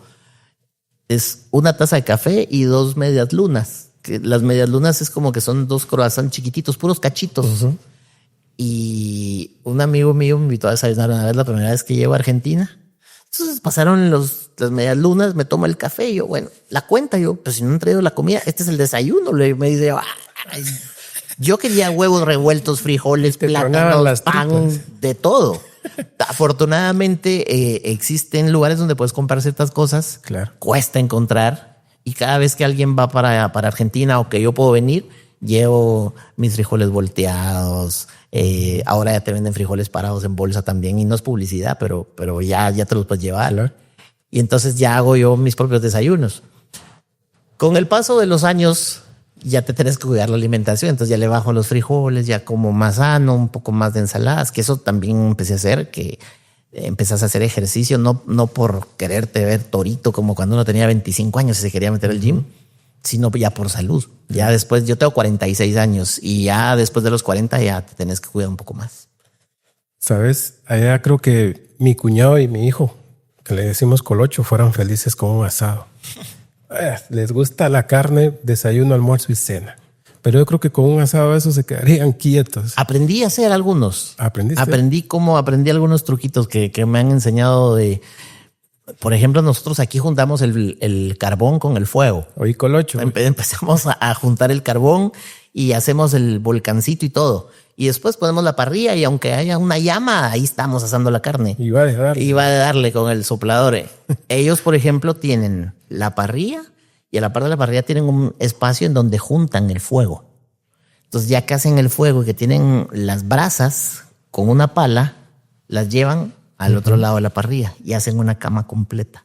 Y entonces ya ponen la parrilla. Entonces vos ves una parrilla y abajo todo anaranjado porque es una cama de los carbones. Y cuando van necesitando, van y sacan otra vez de lado. Entonces ellos nunca tienen la carne sobre llamas o sobre brasa. Perdón, sobre llamas, solo sobre brasa. Y ese creo que es el gran éxito. Claro, es la diferencia. Hasta el sabor. Aparte la carne, los cortes de carne que son muy buenos. Y otra, que cuando cocinas con leña también es otro sabor. A cocinar con carbón. Me imagino. Y hay el famoso asado que es así, y hay otro asado que es que la carne está asado de cruz, creo que se llama, que es cuando ensartan como si fuera en una estaca la carne y la recuestan así, como un triángulo, como un ranchito. Claro. Y ahí se está haciendo la carne, que se tarda hasta 6 horas en asarse, pero después es un sabor y sí. Me imagino. Después de haberles dado hambre a nuestros televidentes y a los que nos escuchan en Spotify, quiero preguntarte cómo miras a la selección de Guatemala en un futuro. Bueno, ahorita cómo está su preparación, cómo la miras en un futuro, un futuro. Yo creo que ya tiene que salir la selección de Guatemala Ya tiene que dejar atrás el lamento de no haber logrado la clasificación al último mundial por cómo se dieron las cosas y todo, que estuvo muy cerca. Yo creo que ya la gran mayoría de jugadores y de parte también de Luis Fernando Tena creo que ya se dieron cuenta y ellos mismos saben en dónde fallaron y dónde se equivocaron. Uh-huh. Me encantaría decirte, la veo re bien, competitiva, con mucho buen nivel, por ejemplo. Pero creo que es una selección que sigue muy golpeada, insisto, por lo que pasó, que espero que, como lo que dicen muchos jugadores, ya haya quedado atrás y que sea solo una anécdota y no llorar sobre la leche derramada, sino pensar en lo que viene. Veo una selección que está muy comprometida. Veo una selección con jugadores que ya saben a qué jugar. Por eso te decía que ellos saben en qué se equivocaron. Veo una selección con una base de jugadores que ha venido trayendo Luis Fernando Tena desde hace mucho tiempo y que estuvo muy cerca de lograr el objetivo. Fíjate que la primera Copa Oro que Tena dirige clasifica a la selección a la siguiente ronda, cosa que no pasaba antes. La segunda Copa Oro que él dirige clasifica invicta a la selección de Guatemala y la lleva hasta las semifinales.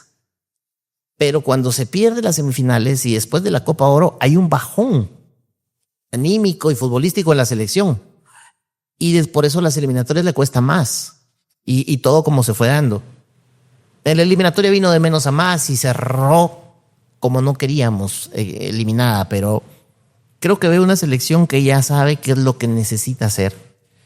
que es una selección que ya entiende qué es lo que quiere el cuerpo técnico, que Luis Fernando Tena ya conoce al futbolista de Guatemala y creo que eso es vital, porque aquí puede venir Guardiola, pero yo siempre digo esto y se enojan conmigo, pero el futbolista también tiene que saber y entender que también tiene una cuota de responsabilidad. Siempre lo más fácil es el técnico, pero el jugador también tiene la culpa. El técnico no va a fallar frente a la portería y la va a tirar para arriba. El técnico no va a ser el que despeja mal una pelota o el que mete una mano en el área y que provoca un penal. Es cierto, él tiene la culpa porque él lo tiene jugando ahí. Él le da la instrucción y lo tiene de titular. Esa es la responsabilidad del técnico, pero dentro del campo ejecuta el jugador. Entonces, la responsabilidad y culpa tiene que ser compartida. Por eso yo siempre digo que tanta culpa tiene el cuerpo técnico como el jugador, porque es así. Pero los dos tienen que entender lo que se hizo bien y lo que se hizo mal, porque se hicieron muchas cosas buenas. Nunca se había ganado en El Salvador, por ejemplo. Todo lo que se fue y que no fue a perder afuera Guatemala. No perdió en Panamá, no perdió en Surinam, no perdió en El Salvador, pero perdió contra El Salvador acá.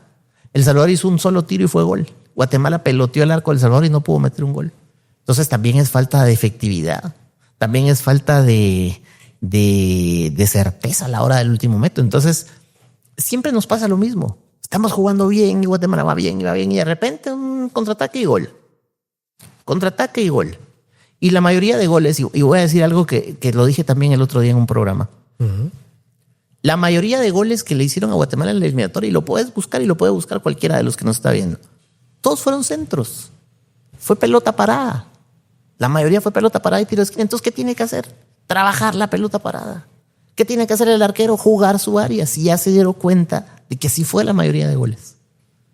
Entonces, ¿dónde están los errores? Porque cualquiera me va a decir que metan a los jóvenes, que metan a los patojos, que vayan a las aldeas. Perdónenme.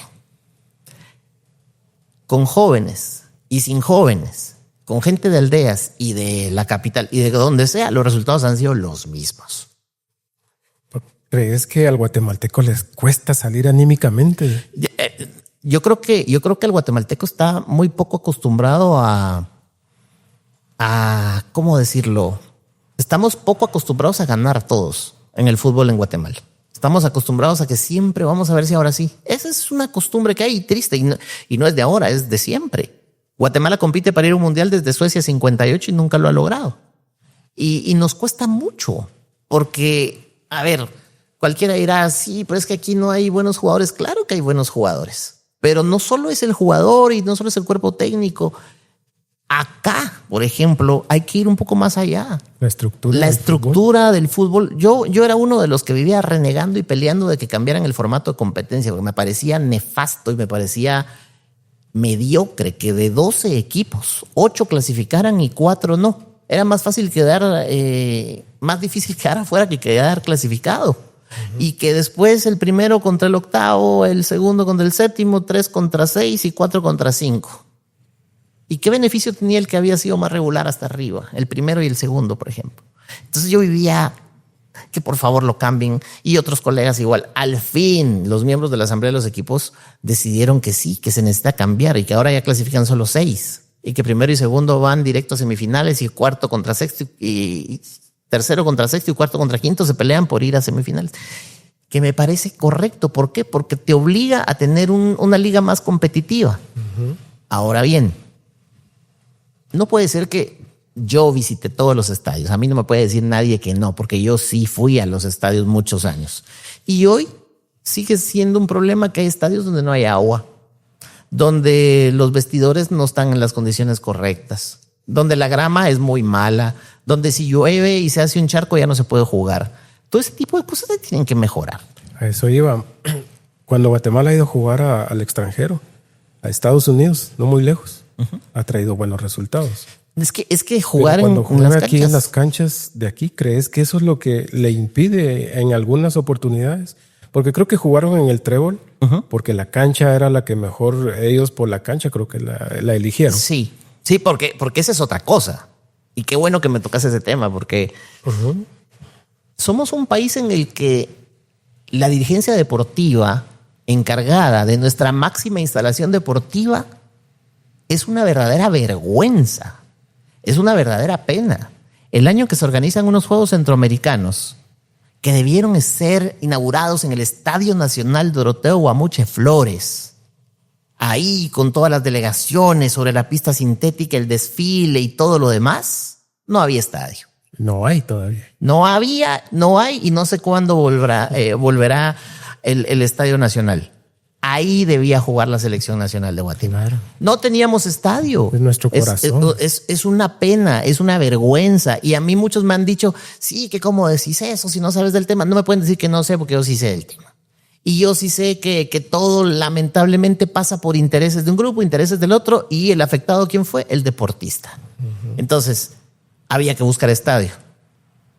¿El Trébol o el Estadio Cementos Progreso? El Cementos Progreso es un buen estadio. La grama sintética no les gustaba tanto. Entonces vamos a cancha natural al Estadio del Trébol. Tampoco era garantía de jugar ahí y de ganar. Se hizo lo que se pudo y no se logró el objetivo. Pero si tuviéramos más opciones para ir a jugar, está el Estadio Pensativo, que está en buenas condiciones. Está el Estadio de Quetzaltenango, que está en buenas condiciones. Pero el Estadio de Xela necesita un aeropuerto cerca para que lo habiliten a nivel internacional, etc. Y de ahí, el Mario Camposeco, Cementos Progreso, Estadio del Trébol, 3. Estadio Pensativo, 4. ¿Cuál otro? No hay. Entonces necesitamos una infraestructura en donde el jugador tenga las opciones y todas sus necesidades cubiertas. Anda de cuántos jugadores, porque no quiero decir clubes, porque no me quiero meter a cosas que no sé al 100%, pero muchos equipos, mira cuántos les dan desayuno a sus jugadores, cuántos tienen una nutricionista, cuántos jugadores después del entrenamiento se quedan trabajando gimnasio. Y no me refiero ni a uno ni a otro, digo en general. ¿Cuántos realmente tienen jugadores en fuerzas básicas que quieren promoverlos? ¿Cuántos? Porque hay muchos que lo tienen solo por cumplir. Hay muchos que no tienen esa visión de decir es una inversión. Todos lo ven como gasto. Y eso es un error. Al futbolista juvenil hay que llevarlo y que cumpla sus etapas. No por decir, ay, sí, lo hice debutar con 15 años y eso me hace diferente. No sirve. Así no es.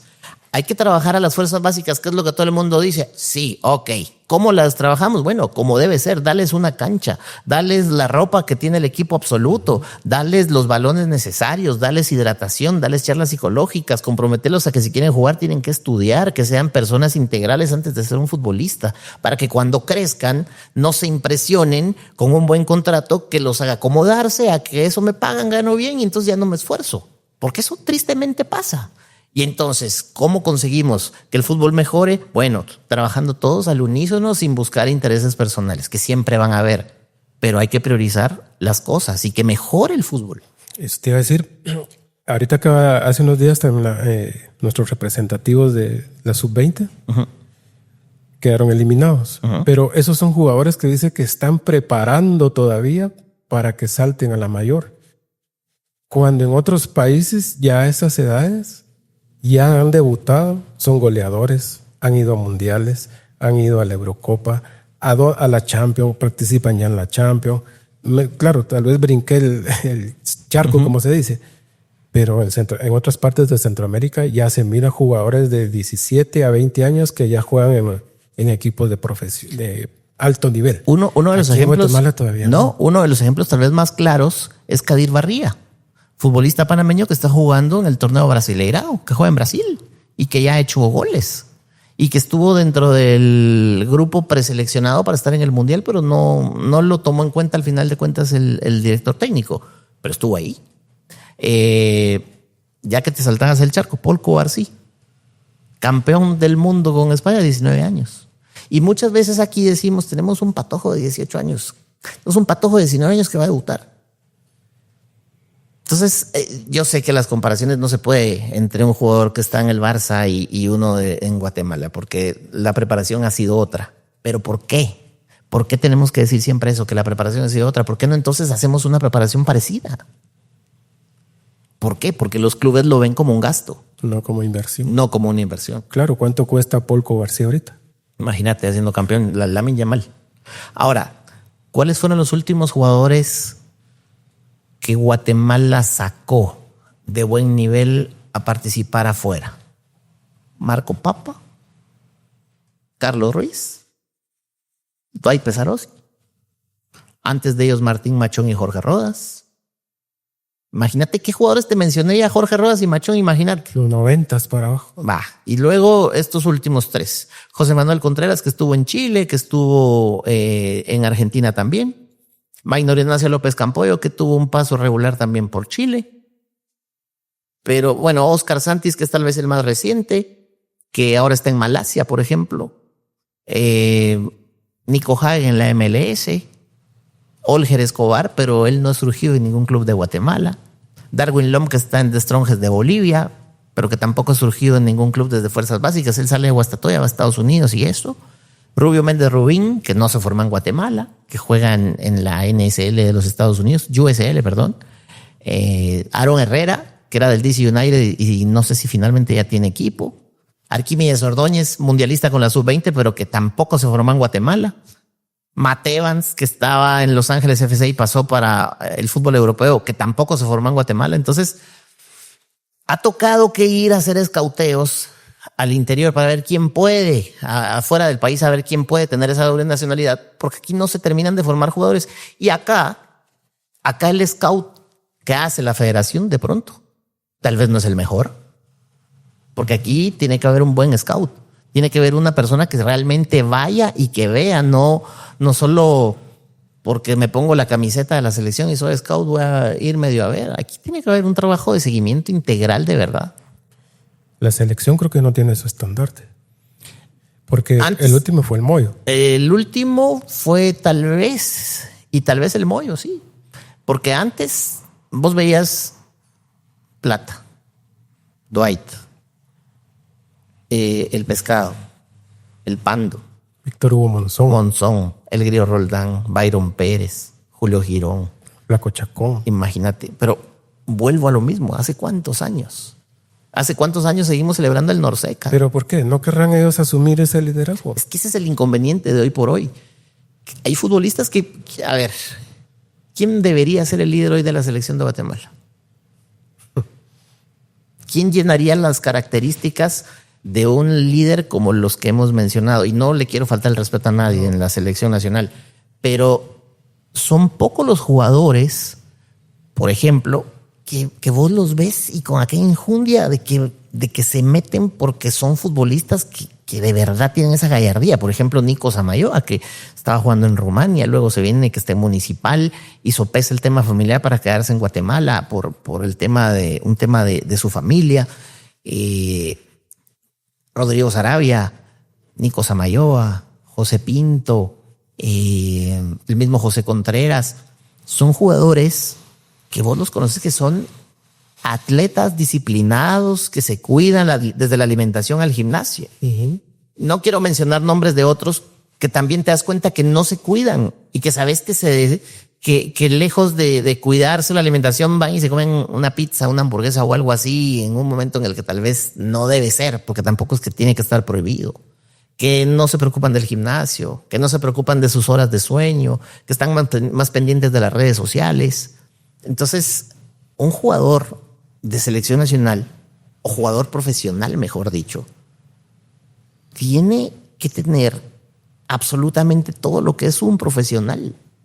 Porque no es profesional, por ejemplo, salir del entrenamiento e irte a comer a un restaurante de comida rápida.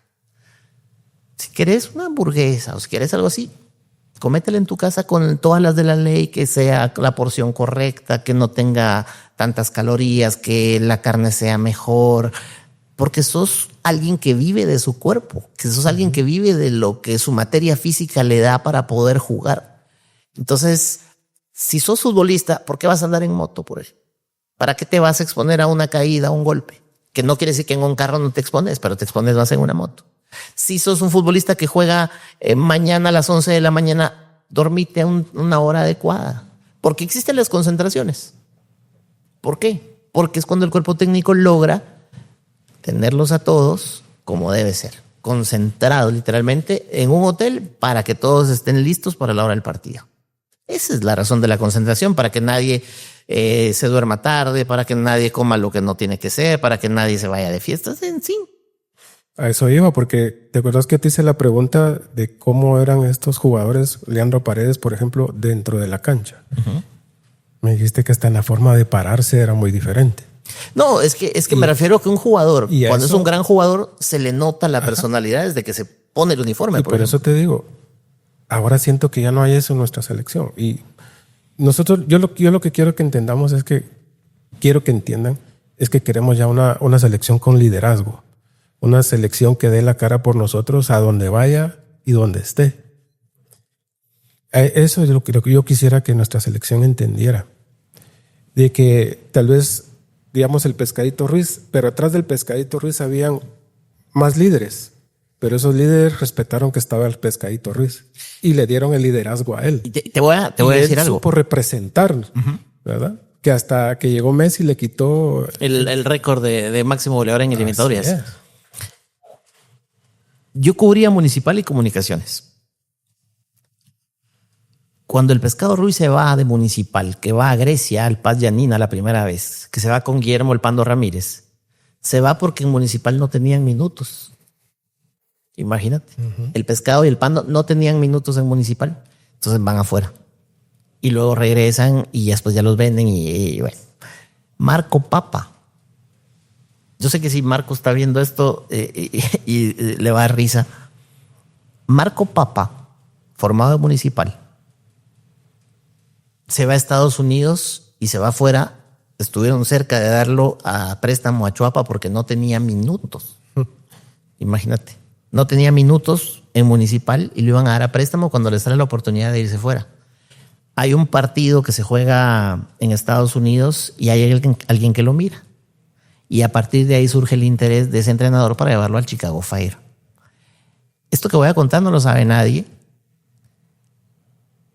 pero alguien, creo que es el técnico directo, va y le dice a mi compañero periodista Pablo Hernández, que estaba cubriendo, andaba en la cobertura en Estados Unidos, me interesa Marco Papa, pero no tengo cómo contactarlo. Entonces viene él y me habla.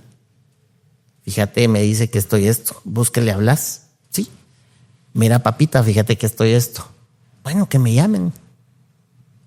Cuando mi amigo viene de la cobertura, se juntan con una amiga que era la recepcionista en ese entonces, era una secretaria, y ella sirvió de intérprete.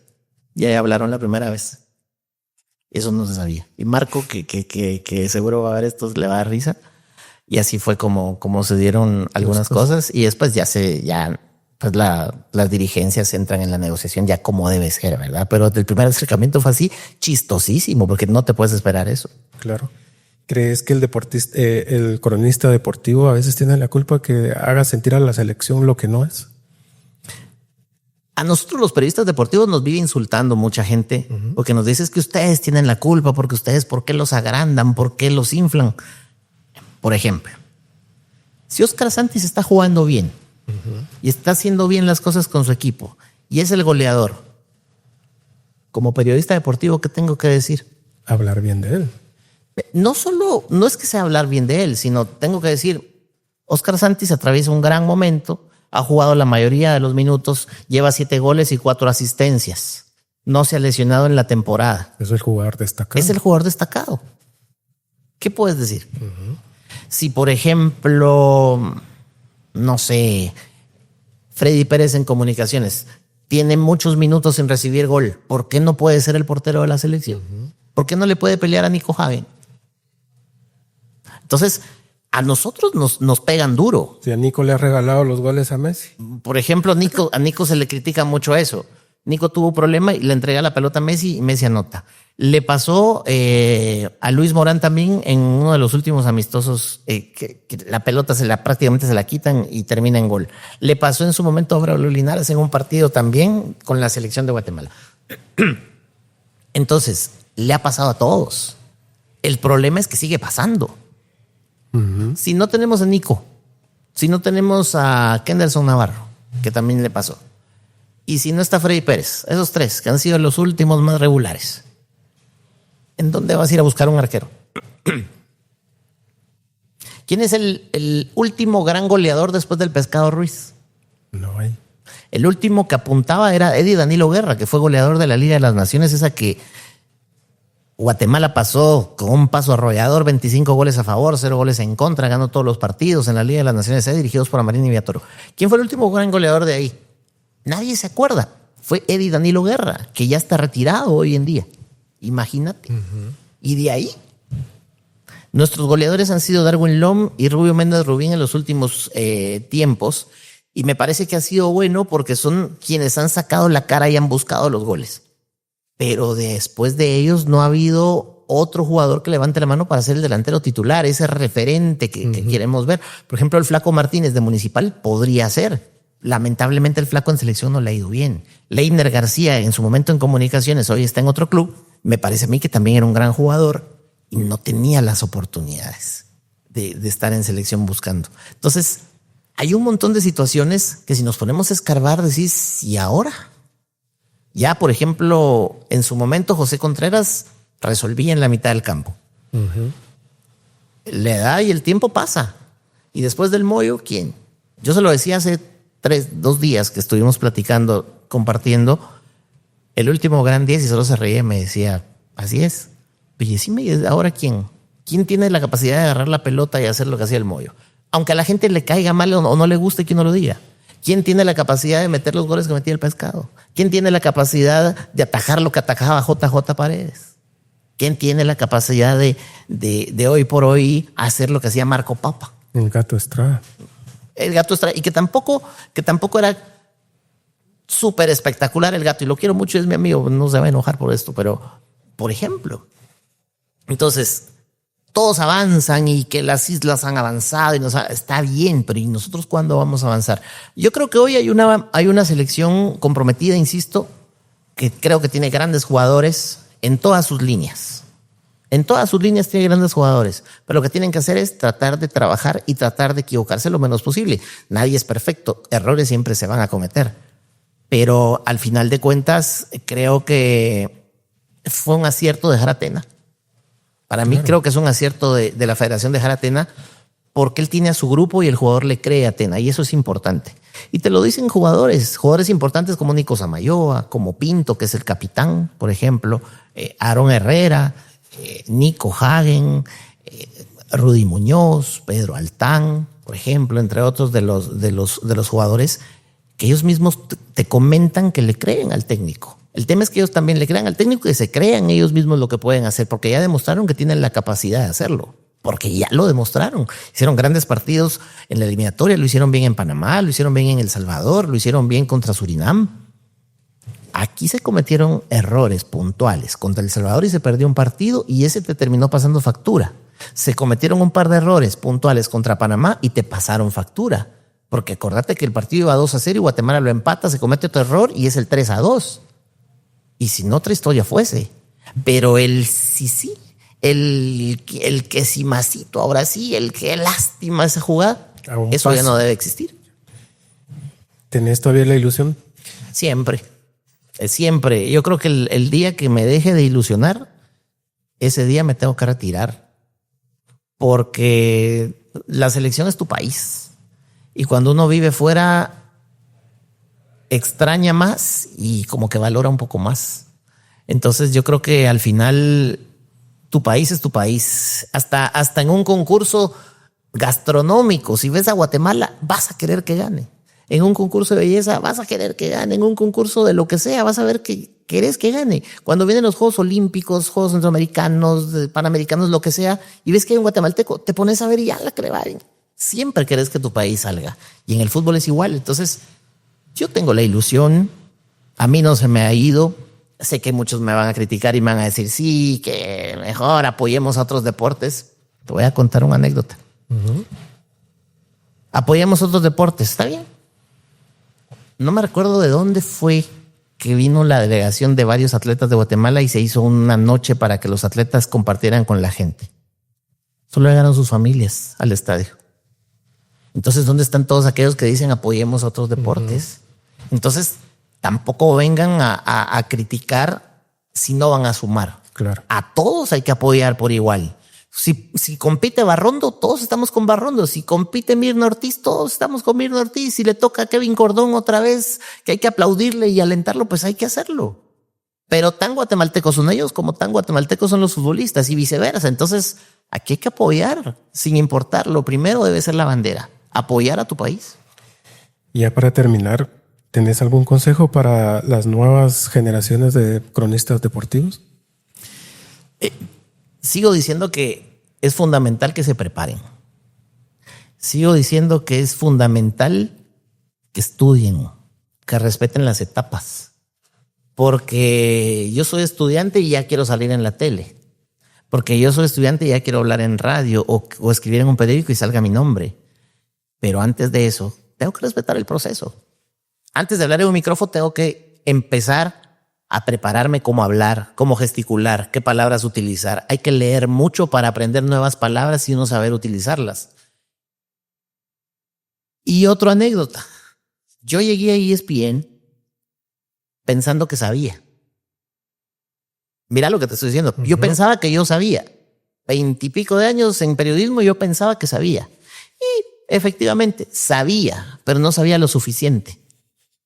Y fue matador estar parado frente a las cámaras, luces, y que te tiren y te empiecen a pasar imágenes de deportes que tal vez en Guatemala no hablabas de esos deportes, que sí sabes de qué se trata, las reglas y todo, pero que no sabes tanto para el momento. Y eso es matador. Son los 2 o 3 minutos más largos de tu vida, tal vez, porque están pasando imágenes y estás hablando sobre las imágenes, pero tenés que contar qué está pasando como debe ser, no solo lo que medio se te ocurra. Entonces, ¿qué es? Yo sabía que sabía, pero no sabía lo suficiente. Entonces, ¿qué me ha tocado?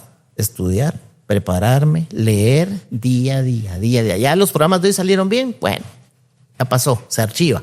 Vamos con los de mañana. ¿Y mañana qué es? Bueno, mañana hay esto. Bueno, estudiar esto.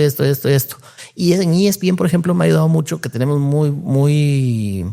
muchas guías con los productores que tenemos de SportsCenter, que con mucho tiempo de anticipación, y esa es otra cosa, la planificación es clave. Y mucho se planifica desde muy temprano, desde un día antes. Mañana vamos a hacer esto. Por favor, te encargo que te prepares bien este tema y estudia muy bien de esto porque puede que hablemos de esto. Muchas veces estudias y el tema no salió porque no se dieron las cosas, y otras veces no estudiaste y te sale un tema, pero tenés que saber. Por eso la exigencia y la preparación día a día, eso es fundamental. Nadie nace sabiendo y no hay que tener miedo de preguntar, porque de ignorantes está hecho el mundo. Así nacemos. Entonces tenemos que ir, preguntar, mira esto cómo hace, mira y aquí dónde encuentro, y prepararte lo mejor posible. Seguís aprendiendo. Sí, yo por ejemplo digo, un día más de aprendizaje digo siempre, y a mi hijo le digo, mira, hoy aprendí esto, y creo que todos los días, tal vez no todos los días, pero por lo menos una vez a la semana hay que uno antes de acostarse, bueno, ¿y hoy qué aprendí? ¿Y hoy qué hice de nuevo? ¿Hoy qué me salió bien y qué no me salió bien? Te juro que es un ejercicio que es duro para uno. Cuando decís la autocrítica. Sí, porque a veces no encontrás lo bueno que hiciste. Hay días que decís, ¿y hoy qué me salió bueno? Y a veces no hay. ¿Y qué me salió de malo? Y encontrás 3, 4, decís, ¿cómo? Y yo soy uno que cuando me equivoco me amargo por completo. Cuando yo narraba ciclismo, las primeras veces que me tocó, o de las pocas veces que me tocó en Radio Punto, que Radio Punto le va a tener un cariño siempre especial a todos los lugares, pero la Punto es porque ahí nací, periodísticamente. Fue tu mentor. Yo estoy narrando la Vuelta Ciclística y antes me daba vergüenza contar esto. Ahora me sirve de anécdota y es un punto de partida para lo que vino más adelante, porque yo estoy narrando la Vuelta Ciclística y veo a un ciclista pasar así enfrente de mí, que era uno de los rezagados, que me pasa enfrente. Se le traba la cadena y tiene un problema con la llanta de atrás. Entonces yo tuve que decir, tuvo un problema con la llanta trasera de su bicicleta, pero como lo veo pasar así, digo, tuvo un problema con la llanta izquierda. En radio. Ni que fuera en un triciclo. Claro. Entonces quedé como el ridículo, como el tonto, como el malo, como el cualquier cosa, que si hubiera habido redes sociales, te aseguro, te hubieran comido, ejecutado. a pesar de que no había redes sociales, hoy por hoy mucha gente me sigue recordando el tema de la llanta izquierda. Y para que todo el mundo lo sepa, lo tengo guardado, lo tengo grabado y lo muestro cada vez que doy charlas para estudiantes universitarios o algunas otras personas. ¿Por qué? Porque sirve de ejemplo de lo que no se debe hacer. Y qué mejor ejemplo que poner un error mío, Claro. del que yo mismo me puedo reír, del que yo mismo me puedo criticar, porque es a mí mismo, porque no estoy criticando a alguien más. Me estoy enojando conmigo por haber cometido un error de ese tamaño, pero que al mismo tiempo es un punto de partida. Porque ¿quién te iba a decir que el de la llanta izquierda hoy tiene la responsabilidad de presentar Sports Center? ¿Quién te iba a decir que el de la llanta izquierda hoy tiene la posibilidad de vivir solo en otro país? O ese que dijo la llanta izquierda hoy también da clases. El de la llanta izquierda hoy también ya fue productor y es productor de televisión en su país, y que también ese mismo ha hecho grandes coberturas. Entonces, un error, y por eso lo digo, un error no tiene por qué matarte. O marcarte. No, que te marque para que sea algo bueno de ahí para adelante, pero no vivir del error. Porque muchos viven, es que si no me hubiera equivocado, y te vivís lamentando todo el tiempo. Y el día que te dejaste de lamentar decís, ¿cómo no me di cuenta que eso podía quedar atrás y ver todas las posibilidades? Y eso me sirve ahora. ¿Y has visto para atrás todo lo que has hecho? Sí, constantemente. ¿Qué piensas? Me encantaría darle muchos consejos al Milton que empezó en el 2001, pero miro para atrás sobre todo por algo, porque no se me tiene que olvidar de dónde vengo. Así es. Porque por muy que hoy esté compartiendo con grandes figuras del periodismo deportivo internacional, que era lo que te decía, a muchos yo los admiraba y decía, qué buenos son estos, cómo se preparan, qué buenos, qué bien planchados para dar una entrevista, para presentar, para todo lo que tenían que hacer. Y hoy me puedo sentar con ellos a tomarme un café, platico con ellos, compartimos un montón de cosas. Por ejemplo, con el Bambino Pons, por ejemplo, es un narrador de hace muchos años y que podemos decir que somos amigos, junto igual a su hijo, y así con el resto de grandes narradores que yo veo en la televisión y que los tenés al lado y te das cuenta que son seres humanos común y corriente, muy buenas personas. Algunos con personalidades distintas como otros, porque es normal, pero son personas con las que hoy te puedes saludar y de las que puedes aprender un montón de cosas. Entonces, si yo miro al jovencito de 21 años que vendía celulares y que tenía el sueño de un día hablar en una radio o donde fuera, me encantaría decirle que va a llegar, pero que se tiene que preparar un poco mejor para no caerse tantas veces, y que hay cosas más importantes como prepararte y aprender que prepararte o preocuparte por tener un mejor carro en su momento, que el pelo de una manera, que yo quiero solo ropa de este lado, que ahora quiero comer en este restaurante porque allá me alcanza, entonces me olvida que yo comía panitos con chile de refacción y una bebida gaseosa en su momento. No te tenés que olvidar de dónde venís, porque el día que perdás esa humildad, ese día mejor que se cierren las luces, las puertas, que se apaguen las luces, se cierren las puertas y vámonos. Yo creo que esas palabras son para muchos de nosotros. Sí. Que nunca se nos olvide de dónde venimos. Sí, mira, y eso se aprende en la casa. Mi madre, que en paz descanse, y mi papá, que gracias a Dios todavía está con nosotros, y mis hermanos, son los artífices de que yo tenga los pies en la tierra, por muy bueno o por muy malo que sea. Aquí no vamos a hablar de buenos y de malos, ni de grandes medios, ni de pequeños medios. Aquí hay que hablar de la persona.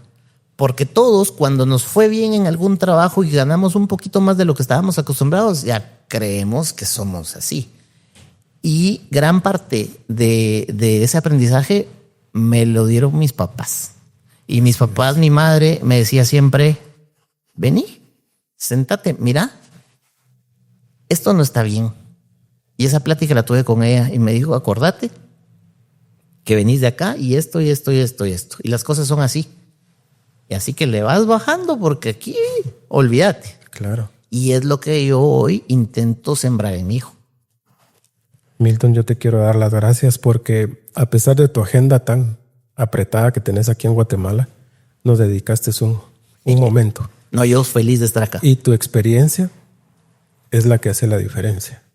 Y pues gracias, te felicito porque sé que has sufrido, pero ese sufrimiento se ve reflejado por donde estás ahora.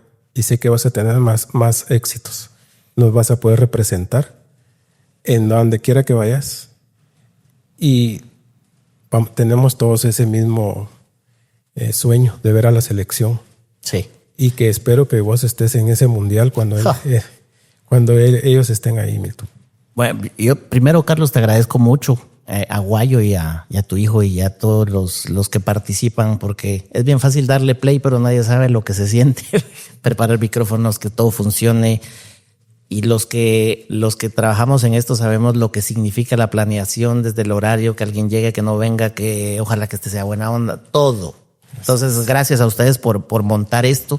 Gracias por darnos una ventana para conocer a la persona y no al periodista que la gente mira en la televisión, que escucha en la radio o que lee en un periódico.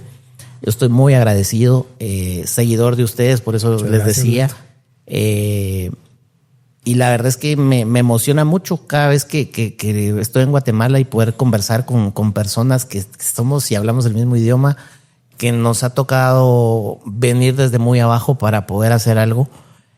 Y utilizaste algo que la verdad que sí me tocó mucho cuando decís, sé que has sufrido.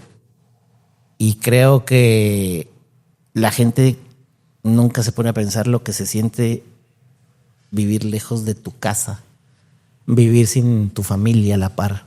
No ver crecer a tus hijos. No estar a la par de tu hijo todos los días como lo querés. Y eso es durísimo, pero también hay que entender que es una inversión que estás haciendo precisamente por ellos. Es un legado el que estás dejando. Sí, yo no te digo me voy a quedar viviendo fuera todo el tiempo, porque no creo que sea eso, aunque uno nunca sabe lo que la vida te tenga preparado. Pero lo que sí te puedo garantizar es que sea lo que sea y donde esté, siempre voy a tratar de ser el mismo tipo que se preparaba para aprenderse las especificaciones del teléfono que tenía que vender. Es el mismo que hoy mismo se prepara para presentar un programa con lo que tiene que contar y no decir más ni menos de lo que debe.